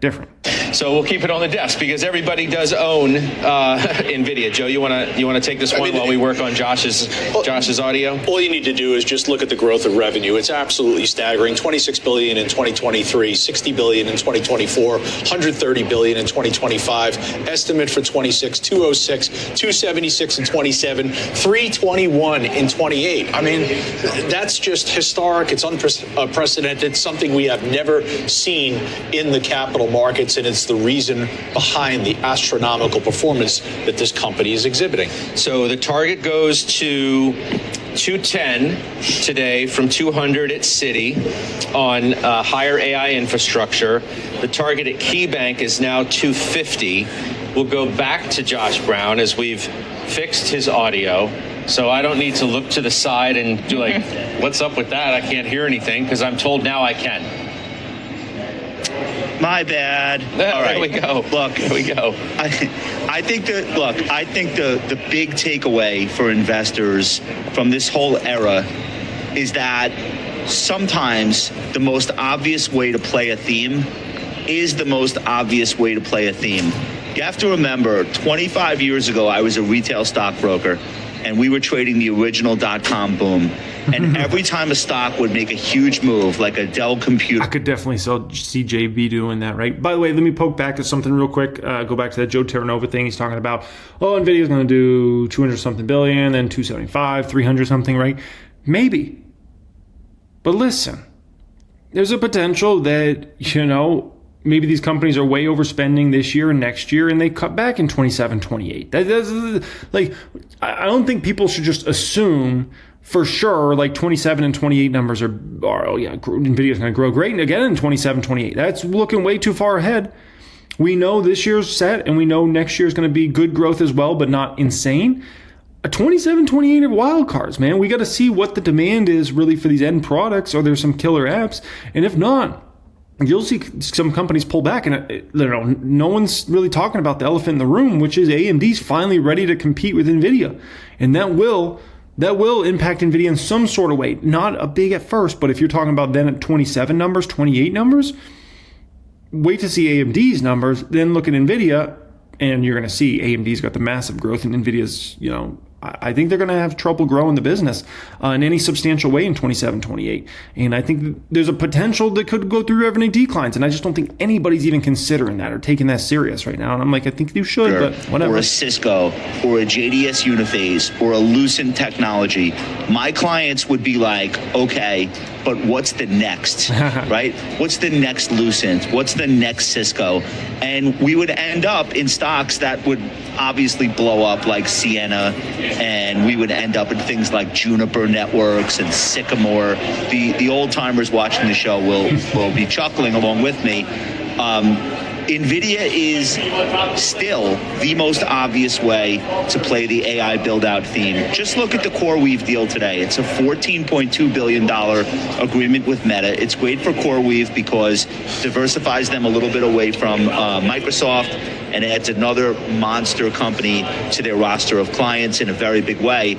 But what does Meta get out of this? They're getting access to NVIDIA's Grace Blackwell 300 systems because CoreWeave already has that infrastructure in place and ready to go.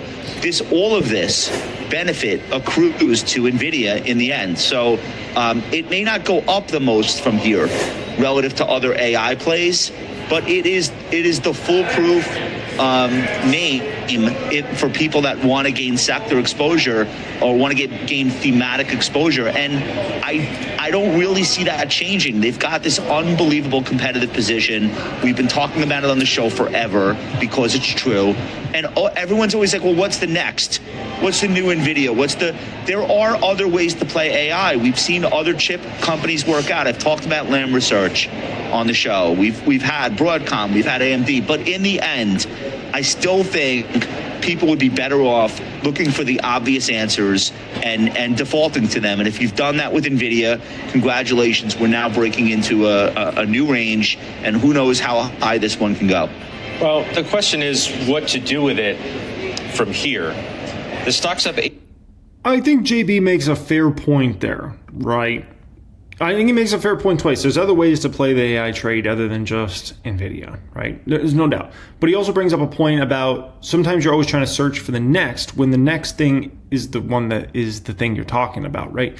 And I'll give you a good example of that. Like if you look at social media, for instance, right? Social media stocks. There was Meta, Snapchat was a public company, and then Twitter was a public company, right? And I'm trying to think, was there anybody else? Oh, and then there was Pinterest, right? And so people are like trying to look for the next way to play social media in social media stocks, right? And like, should I buy Twitter stock or Snapchat or Pinterest, right? And at the end of the day, like, it's very simple. Just buy Meta stock. Like, that's fine. Like, you don't need to look elsewhere. You got Facebook, Instagram, WhatsApp, you're good. You're good, man. You don't need any of these other plays that are sketchy and things like that. So depends on the space, though. There are certain markets, but social media is a very specific market, right? And it's really a winner takes all in social media. And so chips are not like that. Chips are not winner takes all. Like I've invested in many chip companies over time, from Cirrus Logic to Skyworks Solutions to Qualcomm. That was on the mobile revolution days, right? When that was the big thing, when tablets and smartphones were blowing up and all that stuff. Like, there's many ways to make a lot of money from this. And there's going to be certain stocks that way overperform like the most obvious way to play it, right? And so something to just kind of keep in mind there. In these companies, they look like they can't be defeated until they get defeated. They look like they can't be beat until they get beat.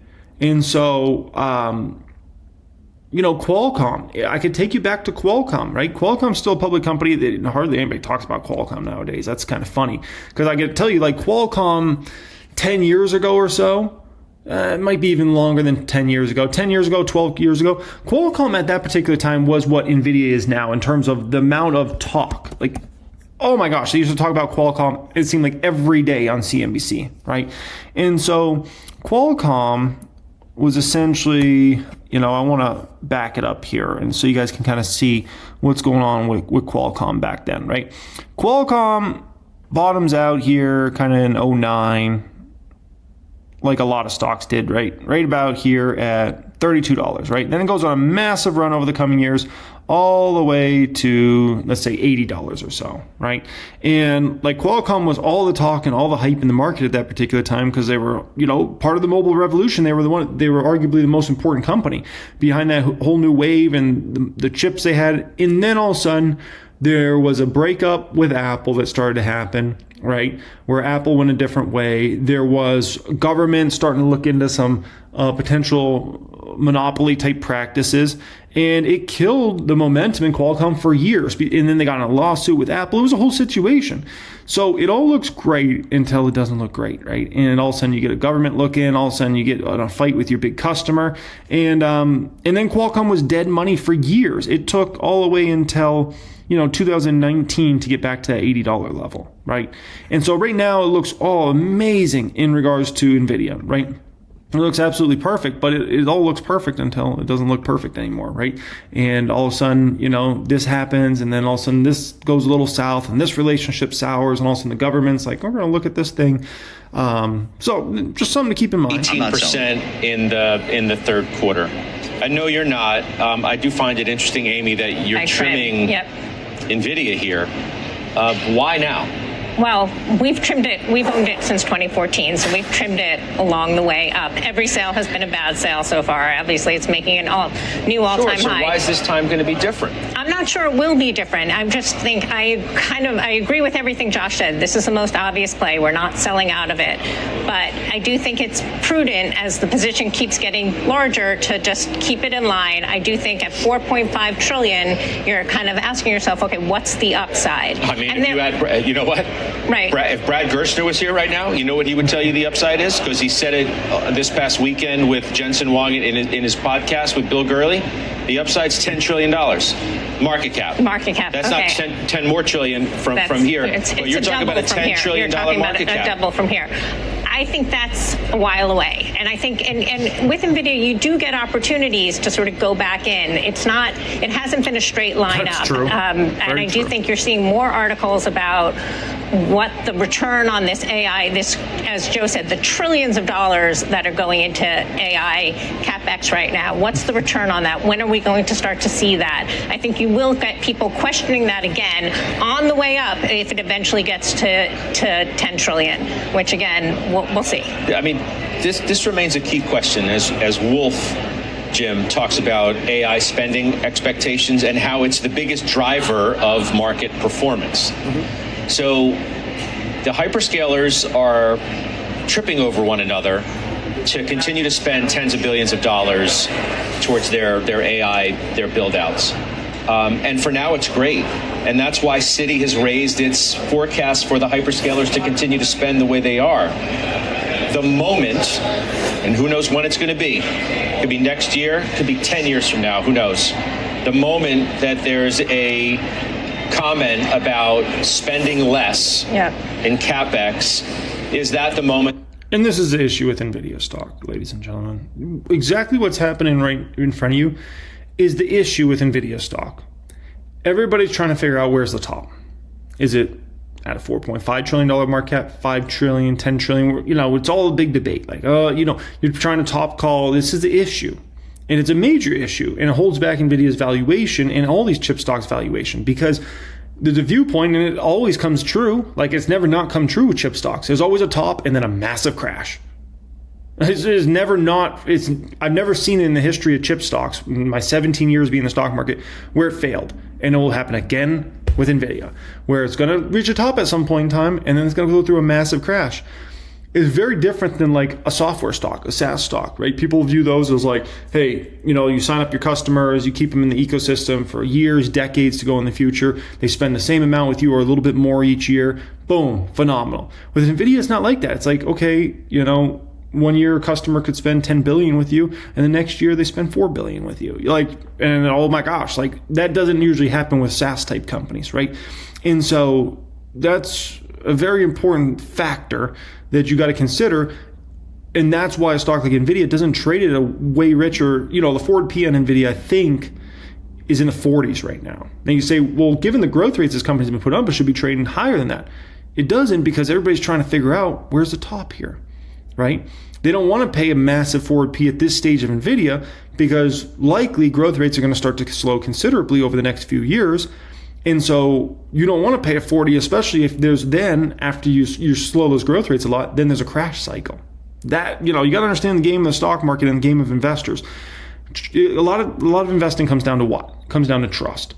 And so where's Nvidia's stock? Where's Nvidia's stock going? I said this many times on the channel. Nvidia stock is stuck between the 125 and 200-ish level. And so when people are feeling really bullish, like right now, people are feeling very bullish on Nvidia, it rises up to maybe that 200-ish level, right? People are feeling very bearish, it's going down 125. And that's where the stock, like I said this for almost a year now, probably over a year at this point in time, Nvidia stock will be stuck in the 125 to 200-ish range. And I think that's going to be the story for the next several years. Maybe I'm wrong on that, and Nvidia goes 300, 400, 500, right? I don't think that's happening. I think it's going to remain stuck. Not because the company's doomed, not because their growth rates are nothing, but because they've already got a pretty rich forward P on it. And you'll be in a situation where people aren't going to want to be the last one holding the bag. That's the bottom line with that, right? So, yeah. That everybody says, oh no.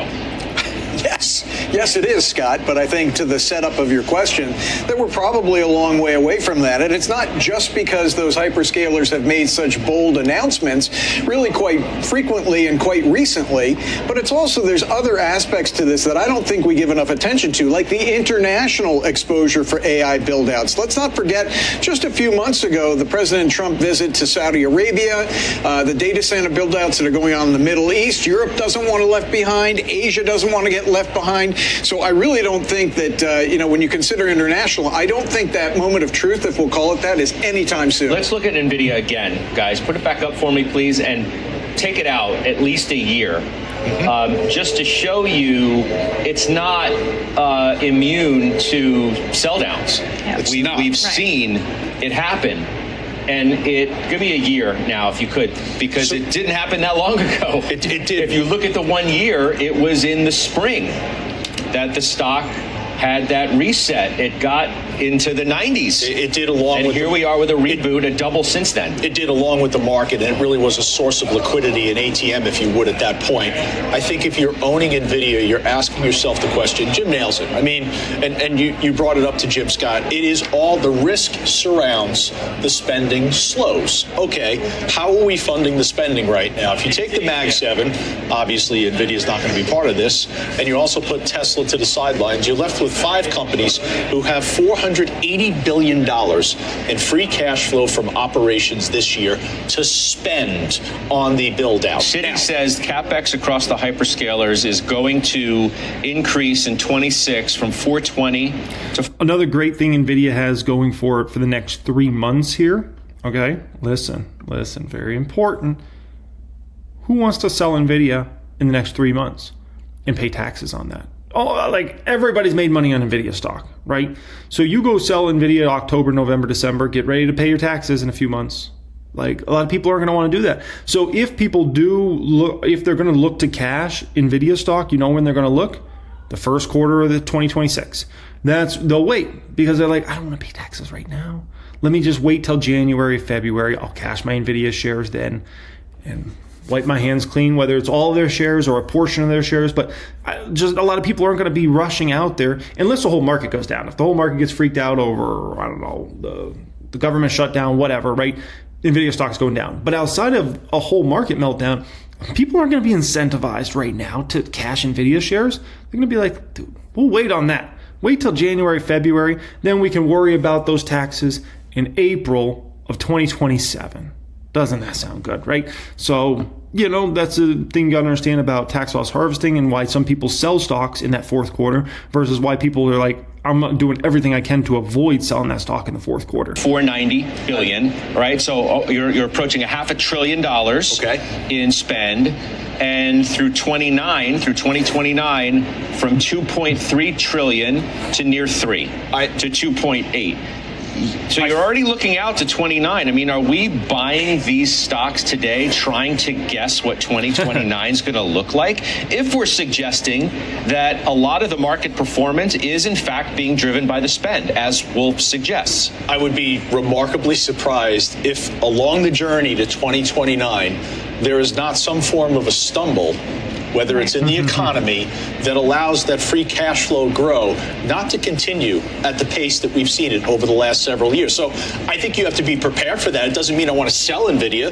It doesn't mean at the end of that journey in 2029 and 2030, Nvidia is still not the winner, but you just have to set the expectation. This is all about the ability to generate free cash flow. And there could be some form of a stumble where these 5 companies don't gather the free cash. Listen. Okay, you got 5 companies spending so much money on all these Nvidia chips, right? And it's really more like 10 companies, but 5 are the big spenders, right? Listen, nothing more these companies would like than actually a stumble and a moment to step back on their spend, maybe in 27 or 28, right? You know why? Because it could bring those. Nvidia is making ridiculous margins right now, and they're a public company. Everybody can see it. Meta can see it, Google can see it, Microsoft can see it. Everybody sees these Nvidia margins, right? I don't think those margins are sustainable long term. So what's going to happen is these big dogs will all get together, not formally, but if you know, you know. And what's going to happen is there's going to be a moment where they all pull back on spending big time, right? They all want AMD to win because AMD is the only competition Nvidia can have. And that's the moment that then they can bring NVIDIA's margins down massively. So then you can get these chips, right? And their newest chips at whatever time, you know, their H400s or whatever are on at that time at much lower prices. Because NVIDIA is going to be stuck in a situation then when demand's going to be lower. So they're not going to be able to charge as ridiculous a pricing, which means you get way more bang for your buck if you're Meta, if you're Google, if you're this company or that company, right? So it's all a little game. And, that's a tough part of being a semiconductor company. Ask me. I've owned them before. Cirrus Logic, Skyworks Solutions, Qualcomm, different ones, you know, back in the day that had the best of breed products. But at the end of the day, they had a few major customers. And when one of those major customers, an Apple or a Samsung, you know, was feeling a little bit tight on spending, they put that right back on the semiconductor companies. And then those semiconductor companies' margins went down in the short term. It was brutal to go through, right? Same thing will happen with Nvidia. It's just a question of, is that like a 27 game? Is that more of a 28 game? But they'll sniff it out ahead of time. So let's say it's 27, they'll sniff it out in 26. So Nvidia stock will already top, let's say, in the Q1 of 26 or something like that. So anyways, guys, high level stuff there, okay? How about that public count? It seems like it's just stuck right now between that 3.8 and about $3.95 million number. It was a good day here today, up $34,000 in the public count. Some stocks making some massive moves out there. Some of the Jack Jackson stocks, the MJ stocks like the Planet, up 23% today. Avant up 16%. Stocks like Shopify making big moves on some big news here today with some huge potential increase in their business model. 6% move. Celsius was up another 4.5% today. PayPal making a big move, 3.5%. Winning Resorts continues to win. That stock is now up over 100%. Over 100% from those April lows. Check this out. I posted this on my X page here today. I always link my X in the description area down there. It's part comedy and part serious as far as me on X. If you know, you know, okay? But I put two rich people stocks heading in different directions in 2025. Wynn is up over 50%. 2025, far outpacing the NASDAQ, far outpacing the S&P 500, even beating a lot of stocks like even Nvidia, right? RH, on the other hand, is down 50% in 2025. Who wants to take a crack at why this is occurring? Now, Starbucks, you hear news like this, 100 North American locations, a bunch of people are freaking out over this. I believe that's like 1% of their customer or their store base, so do keep that in mind, right? Now, RH, it's been a brutal 4 years for RH. Look at this stock. It's down 71%. That's versus the Qs and the NASDAQ, which are up 49 and 60%. Unbelievable, right? Now, since February, Cava stock, look at this one, down 58%, where S&P 500 is up about 10%, the Qs are up about 13%. Unbelievable, right? And this is really scary. Do you know why that's really scary? Before we go any further, let me just explain. All these stocks that are getting obliterated so far in 2025, they're really scary for two reasons. Okay, let me explain this before we get into the core of this the video. I think it's important. Okay, I just got to make this point. First, this is a year where the market's doing really well. How much would these stocks be down if the market was not doing well? Number one. Number two, even more serious problem for the next 3 months for these stocks. Guess what it is? Tax loss harvesting. These stocks that are down 40, 50, 60% this year, listen, a lot of people have made a lot of money in other stocks. So come November, December, people start looking, they say, okay, I need to write off some losses against some of my profits I've taken this year. So where do they look? Well, they look to their losing stocks. Like, if you own, let's say, Cava stock. People are going to look at that stock and they're going to be like, I'm down huge in this position. Let me cash shares, which adds an immense amount more of selling pressure. They're going to look to stocks like UPS. They're going to look to stocks like RH and all these others that have absolutely sucked this year. All the fund managers do the same exact thing. And so what ends up happening is these stocks that have been brutalized on a year like this, they get brutalized even worse. It's a horrible situation to go through if you're a shareholder because you just go down further and further and further, okay? All right, guys, 4 core subjects I want to speak about in today's video, okay? First subject is my thoughts on the MJ stocks. Obviously, massive moves across the board. I mean, almost all the MJ stocks were up between 10 and 30% today. What is my thoughts on that in the space in general, right? As somebody that's, I own a couple speculative stocks in that space. By the way, every single stock in that space is speculative, just so everybody knows, okay? Number 2, Wynn versus RH. What's going on there? Why is Wynn stock so incredibly strong? Why does it just keep going up, right? Why does a stock like RH just keep going down? We'll speak about that. Third subject up here, we'll talk about stocks that are really strong on a day like today, like PayPal. Celsius has been incredibly strong recently, right? And just had an incredible year and really the past, even 6 months. Shopify, are these stocks going to keep rolling, right? Shopify has been an incredible performer. Remember, Shopify is, touching right around 150 right now, right? Shopify was $25 in 2022, $25. Is that stock going to keep rolling from here? And then I'm going to share with you my possible buys watch list and give you the order of importance in terms of looking at all those stocks. Okay, this one's my first preferred stock I want to buy next. This is my second. This is my fifth, etc. Okay, I hope you guys enjoy this one. There's one thing and one thing only I need from you guys. If you could please just hit the like button, the little thumbs up button, if you can just make it glow. I'd appreciate y'all. I hope you appreciate these in-depth videos I put out for you guys day in and day out. That's all I need from you guys. And for everybody that's already done that before I even had to ask for it, thank you to you. Additionally, if you want to see more of my videos in the future, be subscribed to the channel. Not sure if everybody's subscribed here, but if you're not subscribed, there's a less of a probability YouTube will show my videos in the future. So if you're subscribed, you enjoy my content, and you want to see more of it, make sure you're subscribed to the channel, okay? Additionally, the pinned comment down there here today will be if you're looking to apply to our private stock group, private wealth group, get access to 1000xstocks.com, the premium research platform, as well as access to all of my course curriculums, Become a Master Stock Market Millionaire Playbook, Stock Options Mastery, Dividend Investing Mastery, Financial Statements Mastery, how to properly value stocks, access to the private Discord chat, the 6, 7, 8-figure community. Boom, boom, boom. Okay, that will be pinned comment down there to apply for access. Okay. Alrighty, guys, let's get rolling here. The Jack Jackson stocks. What's going on here? Listen, when it comes to these stocks, I mean, they've just been an incredible disappointment. These stocks, they show so much promise, right, in these stocks in this space. And the reason they show so much promise is we know this is a massive category in the United States of America. The amount of this product that is enjoyed by Americans on a daily basis, right, and obviously it's a product that's worldwide, but I'm just really speaking about the United States of America and the American companies that are participating in this space, or the Canadian companies for that matter, right?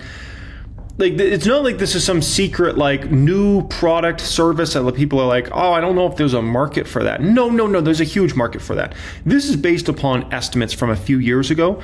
Basically, the legal market here is $75 billion. I wouldn't be surprised if that number's low, right?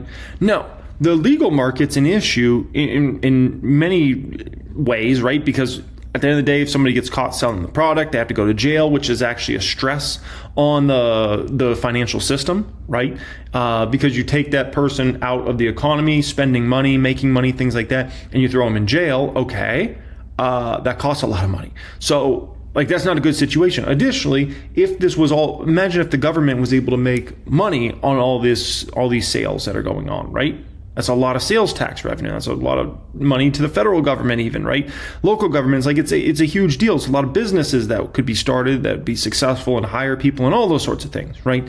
So now the price difference is a main issue. The government's always been the issue here, okay? It's not like this is like, oh, people want to go out of their way to buy this product illegally. They don't want to do that. People would love to if it was available, to buy legally for the same price they get on the streets. But the issue is the government's in the way here. The government has basically the government acts like they want like this to be a fair legal market, but they don't when it comes down to the numbers, they don't. When you look at the numbers, it's brutal. It's almost impossible to compete with the legal market because of all these different taxes that are levied on these companies. They can't write off certain things. So we need a whole reclassification of this space. Now, Trump has teased the idea over the past month or two about reclassification. We got to see if that happens. If that happens, it's massive for the category, and we can start going from there. But the issue is the whole space is basically hindered by the government. And the government sucks. They suck. Both parties suck. Okay? They're horrible. Awful. I don't know any other way to put it. They're horrible. And so the thing that sucks about this space and why you can't get any continued momentum, and these stocks might be hot for a day, for a week, but it's just like the government. They, on the state level and the federal level, they get in their way constantly, man. And so it's an unfortunate situation, but it is what it is here. So stocks like the Planet, right? Perfect example, $100 million market cap or so. It always feels like this could be a stock that 10Xs or 100Xs, right? Like, oh my gosh, like with the amount of locations they have, with the brands they have in this space, like they could be the next Anheuser-Busch, right? They could be the next, Jack Daniels of the space, blah, blah, blah, right? It always feels like that, but the issue is the government never gets out of the way, so we aren't able to fulfill that like 10x to 100x opportunity where it's like, okay, this company could go from $100 million market cap to $1 billion market cap or a $10 billion market cap, right? $10 billion market cap for the Planet, you got 100x there. It's incredible, right? And it's not even like that's some crazy number, like 10 billion. But how are we going to get there if the government is consistently in the way? So I just keep small positions in these stocks like Avant and like the Planet, but it has to just be extremely small positions because these stocks are extremely speculative. The government sucks, and I don't know what else to say about it other than that, man. So it just is what it is, right? Wynn versus RH. What's going on here? These sorts of things. Okay. I posted this on my X page here today. Two rich people stocks headed in different directions. And yeah, these are both rich people stocks, right? Wynn obviously caters to the top 10% of wealthy income earners. RH really does the same exact thing. One's obviously a tourist destination, right? Resort company, and the other is a furniture company, right? So I asked this, and some people said things like Wynn serves the highest end consumers, RH serves the middle class and is being crushed by endless costs. No, not true. RH, like, middle class is not going to RH to go buy couches and dining tables. If you've ever seen the price, no. You got to have some big money behind you to go to RH, right? So I could make an argument that actually Wynn could serve even lower customers, because you could go to Wynn and go play at a slot machine for $5, right? RH is nothing for you unless you're a baller, okay? This individual says, wild how luxury stocks can diverge like this. Makes you think about the different types of rich spending experience versus big ticket items. Point about market rotations feels relevant here. Yeah, somewhat fair, right? I think Emily actually nailed it right here. She says, no one is selling their multi-million-dollar home with a 2.9% mortgage and buying new furniture. Instead, they're going to the Wynn, enjoying their vacations. Fair point, right?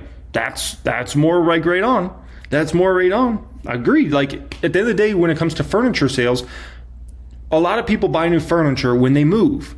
Whether they move from an apartment to a house or from a house to another house, they go buy a bunch of furniture. They're like, this old stuff, I'm getting rid of it. I'm moving, moving on up. They're out, right? And so they go to RH, but no one's moving. Like, it's just, the market's pretty dead, right? And even on the high end, it's pretty dead. This individual says, furniture struggling for the same reasons as Whirlpool, and no one can afford to move. Yeah, fair, right? Tariffs, who wants to buy furniture? Yeah, tariffs are certainly hurting RH as well. There's no doubt about that. But you could say the same thing in regards to Wynn. And you know why? Because all this tariff drama, all this negativity to Canadians, to Europeans, et cetera, it's definitely produced worse results, at least in the Las Vegas market, for international visitors. Like I live in Vegas, right? Our international visitor numbers have been bad. Like, we've been down, I've seen some numbers like down 6, 7, 8, 9, 10%. So not an ideal situation. So you could kind of blame some of that also, but yet Wynn stock continues to perform. But I'll show you a big reason what's actually going on here. Okay, here's some little gems for you guys. Looking at the balance sheet, RH has $34 million of cash. Now, $34 million, if you're an average person, sounds like an insane amount of money. If you're a multi-billion-dollar company, $34 million is not a lot of money. You're low. This is equivalent of a middle-class person having $100 in their pocket. And it's like, okay, no, let's say not $100 in their pocket, $100 in an emergency fund. And you're like, okay, you got $100 in your emergency fund, good. What is that going to cover? You can't even fix your flat tire for $100, for Pete's sake, okay? These dang Tesla tires keep going bad.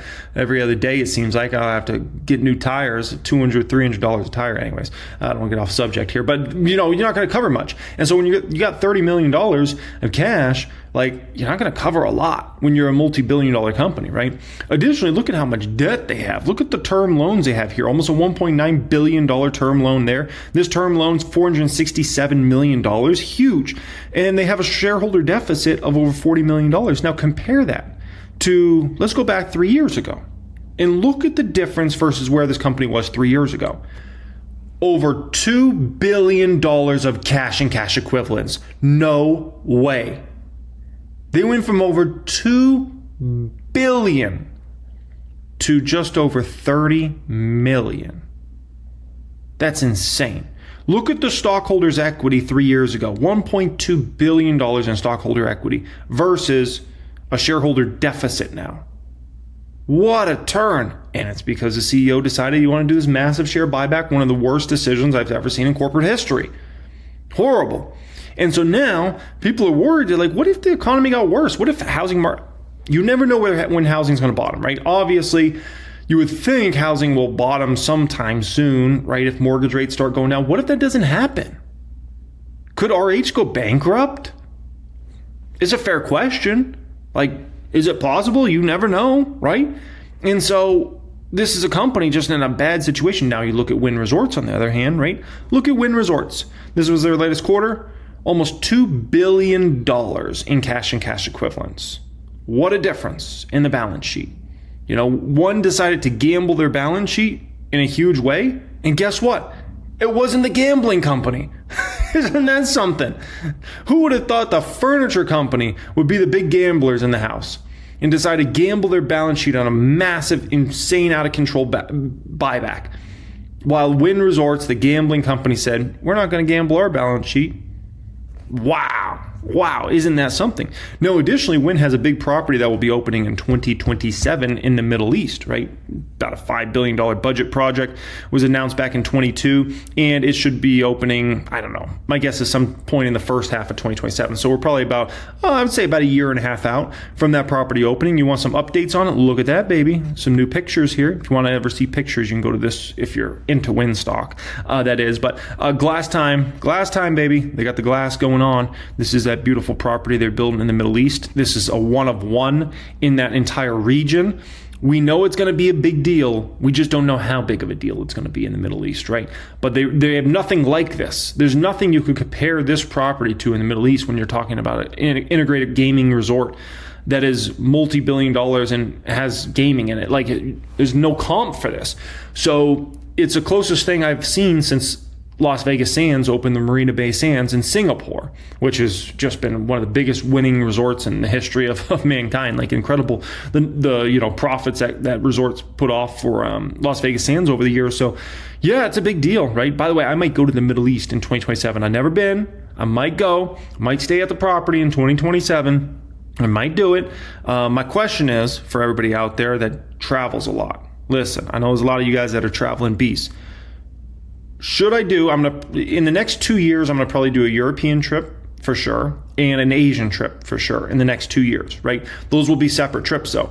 But my question is for the Middle East, let's say I go to this property, maybe go to Dubai as well. Should I do it? You guys know I live in Vegas, right? Should I do it where when I do the European trip, by the way, European trip, I'm not going to the UK, I'm not going to France. I'll probably go to Monaco and then I'll probably go to a few cities in Italy. But yeah, I'm not going to go to like a ton of different places in Europe. So I should call it a more European trip. More of an Italy trip more than a European trip, because Italy will probably be the main focus. And then we can talk about Monaco and potentially somewhere in Spain. But should I do Asia, Middle East, or should I do Europe, Middle East? I don't know. You guys let me know. I'll look in the comments, okay, for my traveling beasts out there. No, there's a big deal in terms of this property opening. And the reason it's a big deal is this is going to be the first property opening without Steve Wynn. It's the first property, right? And some of that might be scary, like, geez, man, the first big property they're opening without the big dog, right? Steve Wynn at the company. But I got to tell you, you guys know I live in Vegas. I just said it, right? I go to the Wynn and Encore all the time. I was just down there 2 days ago for a massage. The spa's amazing. There's been no fall off in Wynn's property since Steve Wynn left. And I was scared about that. I was like, man, Steve Wynn's leaving. Like, maybe the properties are going to fall off. Nope. If anything, guys, it's gotten better. The customer service has gotten better. The cleanliness has gotten better. Like, everything's actually gotten better at the Wynn properties since Steve Wynn left. And that's shocking. Because if you see like how much the MGM properties went down after Steve Wynn sold those to MGM, like, it was shocking. They're kind of a joke. Like Bellagio, you ever been to Bellagio Sportsbook? It's the saddest thing you've ever seen. It looks like it's still back in 1998 when they opened the property. Like, they haven't updated anything. It's so depressing. Meanwhile, at the Wynn, they just constantly are refreshing, constantly redoing, constantly keeping things modern, beautiful. There's been no fall off, man. So different companies doing different things out there. PayPal, Celsius, Shopify, these stocks are going to keep going. Then we'll get into my possible buys watch list here. Well, Shopify got big news out here today. So you might have seen it. Etsy popped 16% as OpenAI announces ChatGPT instant checkout for the shopping site. OpenAI announced instant checkout, a new feature that will allow users to make single item purchases directly from merchants through ChatGPT. Instant checkout initially supports single item purchases from US Etsy sellers, and more than 1 million Shopify merchants are coming soon. The feature is available to US ChatGPT Plus, Pro, and free users. So it's a big deal, right? At the end of the day, we know ChatGPT is very popular. We know people are using it for a lot of different things. And we know it's very important that OpenAI makes a lot of money from either ads they're going to serve you up or from purchases, right? Like, at the end of the day, that's how they're actually going to make their big money. People think, oh, they're going to make their big money from subscriptions. No. There's not enough money in that. I mean, there's money in subscriptions, but for a company OpenAI size, for the sort of money they're spending, you've got to fund that through advertisements and commerce. There's just no other way around it. Otherwise, like, there's not enough people are willing to pay $20 or $30 a month or whatever that is for a plus subscription. Ask Meta, ask Google, ask anybody that's successful. So you absolutely need ads and you need commerce. And so that's what's going to happen for the next several years. And that's a huge opportunity for Shopify, certainly, right? Now, this is also a big opportunity for Google. So if there's any Google shareholders out there, just understand anything that ChatGPT is doing, Google's going to be integrating that just as well, right? And so when you look, Gemini, which is Google's ChatGPT basically, right? That's number 2 here today on free iPad apps. And then if we look at free iPhone apps, guess what's number 1 in the United States of America? Google Gemini, ahead of ChatGPT. So it's very bullish for Google. Understand any way ChatGPT is going to make money off this, Google's going to make money as well, right? And we still don't know who's going to be the winner here. I mean, a lot of people have thought, oh, ChatGPT's got this easy. Now they're starting to see these numbers as far as what Google's putting up, and now people are like, I don't know. Like, I really don't know if ChatGPT is going to be the winner chicken dinner like we all think. So, the runaway favorite, it could be Gemini ends up coming and beating ChatGPT long term. We'll see what happens there, right? Now, as far as Shopify goes, listen, man, I own this stock in the Patreon portfolio. It's been a tremendous performer for me, up 125%. I have no ambition to sell those shares of Shopify. Like, Shopify feels like one of those companies, and if you run the numbers and projections, like, they have a chance that at some point in the 2030s, they could be $1 trillion company, right? They got to keep putting up these 20 to 30% revenue growth numbers with the bottom line outpacing. And you run those over the next 10 years and you'll get to a very, obviously Shopify will still be able to, command a very high PE at that particular time, like high PE relative to the market, not relative to itself right now. But yeah, like that company just has an extraordinary opportunity. So I have no ambition to sell those shares in the Patreon portfolio, right? By the way, if you're looking to follow my moves in the Patreon portfolio, I always have that linked in the description area as well down there. You can always join me in there. As of right now, I have 5 stocks. Remember, this portfolio just started in 2023. I already have 5 stocks that I'm up over 100% on. Elf, Shopify, Fubo, SoFi, and then Palantir at a shocking 2,169% gain. Insane, right? So imagine how many stocks I'll have in that portfolio 3 years from now, 5 years from now, 7 years from now that will have made me over a double, right? Imagine how many 10x stocks. Like, it's going to be incredible, right? Now, in terms of Celsius stock, listen, I spoke about Celsius stock on a video I put out 4 days ago. 5 ultra high growth stocks to buy. I put out that video 5 days ago. Celsius was one of those 5 stocks I spoke about in that video. Celsius is going to keep running for a long time. Like, obviously, I'll have pullbacks here and there, but at the end of the day, like, Celsius has a massive runway of growth. People will continue to run into Celsius stock. You know why? Because they've got the massive growth rates. The shorter growth rates Celsius will be putting up for this next many quarters is, what people dream about. And so people will continue to flood to that stock and flood to that stock and flood to that stock because of the massive growth rates. And then they'll be thinking about 2027, 2028 margin opportunities and EPS expansion opportunities and et cetera, et cetera. So Celsius is just, that one's going to continue to move and groove. PayPal. What's going on with PayPal? I made $19,000 on this stock so far in the public count. I did take some profits on it a while back. The stock's dirt cheap. It has a forward P of 12-ish. Could the stock continue to run? Sure. But it just needs people to,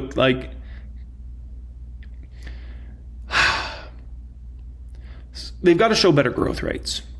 That's all I'll say about PayPal. They've got to show better growth rates. If this company can show 7% revenue growth, people will come flooding the stock because then they'll be looking at it and they're like, 12 forward P, 7% revenue growth, count me in. They got to come through with something better than 5% revenue growth. If they can do that, the world is theirs, right? But people are just unconfident to PayPal, so it makes a move like today, 3.5%, but then people just become not as confident, and then, it's a little struggle. But I got to say, things like ChatGPT getting more serious about monetizing their user base is very bullish for companies like PayPal, companies like Shopify, companies like Etsy. They're going to make a lot of money from that over time, right? And we'll see. An Amazon truck just passed me right now, an Amazon Prime truck. We'll see if ChatGPT eventually gets Amazon involved. I wouldn't be surprised. I don't know. We'll see. We'll see what happens with that, right? But yeah. So anyways, PayPal, it's dirt cheap stock. Like, they just got to show better growth. If they can show better growth, like you'll see PayPal go $100, $120 fast, but got to show that better growth rates. Okay. Next up here, let's talk about my possible buys watch list in the order of those and why. Okay. So here's my possible buys watch list there. What do you think? I hope you like it. So first stock up here that is my number one that has me the most interested in my entire buys watch list right now is Salesforce, right? This is a somewhat newer position for me. I've added it in the public account. I don't think I've added it in the Patreon portfolio yet. And I believe I've added it in my private portfolios as well. But CRM, I really like that stock right here. It hasn't benefited at all in terms of the stock price from AI, but I believe they're going to actually be a huge beneficiary of AI over the coming years, and I don't think people see it yet. And so I actually like the way they're positioned. And never bet against Benioff, man. Benioff's a beast. Benioff is a beast. So in the stock's been, as far as the valuations come way down from where it used to be as far as trailing 12-month P, forward P. I think the company can grow double digits for years to go in the future. I love it. So yeah, Adobe's my number one right now as far as a stock I want to buy and continue to buy, make it a bigger weighting in my portfolio. Adobe's number two. ADBE, I know a lot of people hate this stock, but I'm like, the company's great. Like, look at the numbers they put up, quarter in, quarter out, phenomenal. Look at the balance sheet. Like, the balance sheet, income statement, cash flow, top 10 company in the world. I mean, just incredible. They continue to innovate, right? They're going to push the boundaries on AI. I'm sure they'll make a ton of money from that over the coming years. I like Adobe. Like, I really like Adobe, right? That's my number two. Number three, Amazon. Amazon, this one might be higher, but it's already a huge position for me. But Amazon remains a buy. It remains a buy when you look at the e-commerce business, how much growth that has over the coming years. When you look at the AWS business, right, I think they're going to have a major reacceleration of growth in 2026, which is going to be very exciting. We might even see a glimpse of that actually in this upcoming quarter. That's going to be huge. The ads business has, a long runway of growth ahead of it, right? And then they got all these other smaller businesses that have big opportunities as well, right? And with what they're doing with Bedrock, like, that's going to be a big AI beneficiary over the coming years as well when it comes to Amazon, right? Fourth is Google McDougal. Google McDougal, I understand the stock's made a massive move this past 3-4 months. Huge move, right? Google stock is still a buy. Like, look at the forward P of Google. What are we looking at? A forward P of 22? A do-si-do? With the Gemini opportunity, with the most dominant search. And remember, didn't I just show you guys Google's still the sixth most downloaded app on an iPhone on a given day in the USA? Like, it's insane, right? Didn't I just show you guys that a moment ago? Right here. Right here. Look at this. Google.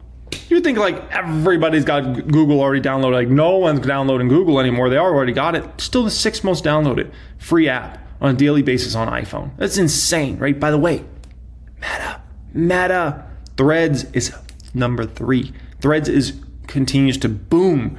Whew.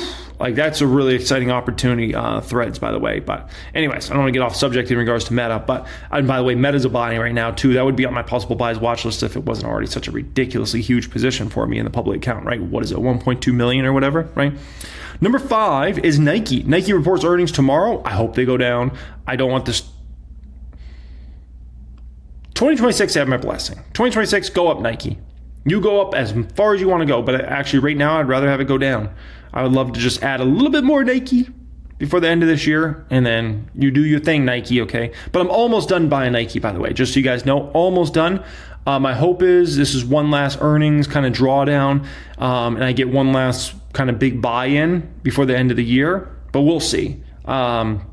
If it starts going up, it is what it is, right? But that's number 5 there. Number 6 is Cheesecake Factory. Cheesecake Factory remains a buy. Like, Cheesecake's a buy every single week. It doesn't matter if the stock's $30, $40, $50, $60. Like, obviously, it's a better buy at 30 than it is 60. But regardless, like, Cheesecake's a stock that will probably be several $100s in future years.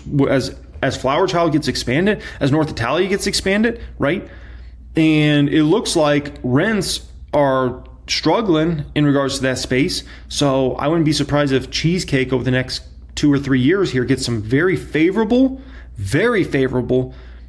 like, Cheesecake's, we know Cheesecake's got a incredible opportunity to expand Flower Child and North Italia in mass over the next few years, right? We know they got to build a lot of them. Guess what? The crazy rents, a lot of these, let's just call it locations we're charging in for, basically building a property on it or renting a property on it, right?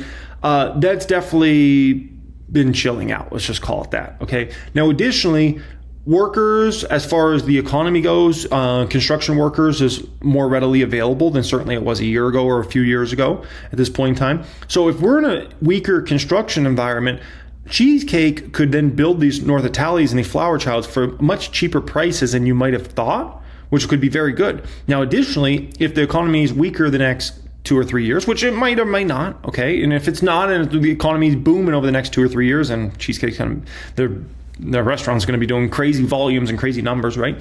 But if we're weaker for the next few years, that means the Fed's going to continue to lower rates. You'll eventually see that 10-year yield continue to come down, right? As time ticks on. It's not immediate, but it eventually comes down. And then what you could end up seeing is basically the ability for Cheesecake to then either raise money or take out debt at much cheaper prices is right there, right? So they could expand even quicker, and you can get more workers easier for Flower Child and North Italia concepts, right? So all I'm saying is, like, even if this economy is not what it's cracked up to be over the next 2 or 3 years, it's not the worst thing for Cake. Like, Cake's well positioned either way. Have the economy boom the next 2 or 3 years, they're going to be making fortunes of money. Have the economy weaker for the next 2 or 3 years, they're going to open up massive amounts of Flower Childs and North Italias at much cheaper prices, likely, right? So just something to keep in mind there, folks. Something to keep in mind there. Number 7 of these stocks is SoFi. SoFi stock obviously has been a big runner, but the growth rates are insane, and the long-term opportunity of SoFi is incredible.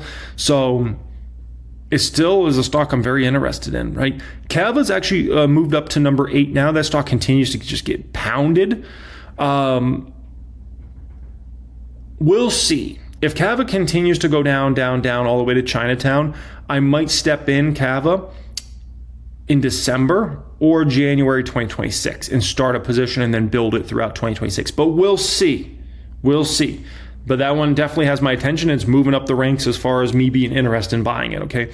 Next one up here, Bath & Body Works. This is number 9 here. Bath & Body Works, such a consistent, great business, low forward PE, profitable, not a business model that's affected that much by a low consumer sentiment. Like, look at the business model. They still put up very, very strong, respectable numbers, even in a poor consumer environment, because they sell soaps and lotions and candles and stuff like that. It's like not complicated, but good business model overall. Whirlpool is my number 10 here. Whirlpool, obviously I'd started a position, then I sold it off for a profit. I'm keeping an eye on it. I want to see what happens with the November Trump tariff situation. If the Supreme Court's going to overrule that, what's going to happen, okay? So I'm just keeping an eye on it all right now. If things go Whirlpool's way, then I might come in and actually start a decent-sized position, 26, right? And kind of bank on a housing rebound plus those tariffs on the international guys. 11, Planet, SPEC, obviously. And number 12 is RH. I want to see that one get even pounded harder, though. I want to see it under 150, maybe even under 100, and then we can come in with that one. But it actually has a lot of risk. It's actually RH, borderline a speculative play. I know it sounds crazy, $197 stock, borderline speculative. It is actually right now. All right, guys, appreciate you joining me as always. Focus on the long term. Make sure you're buying stocks that you're going to be proud to own for the next many years, okay? I appreciate you guys for joining me once again. And if you're looking to apply to our private stock group, private wealth group, that will be the pinned comment down there. Access to all my course curriculums, my private Discord chat, see the stocks I'm buying and selling, my nearly $4 million Fidelity account, full access to 1000xstocks.com, the research platform to run your projections on these stocks, figure out if you're getting a great deal, ripped off, all that good stuff. Pin comment, click on that, fill the form. Let's get you in there. Much love and have a great day.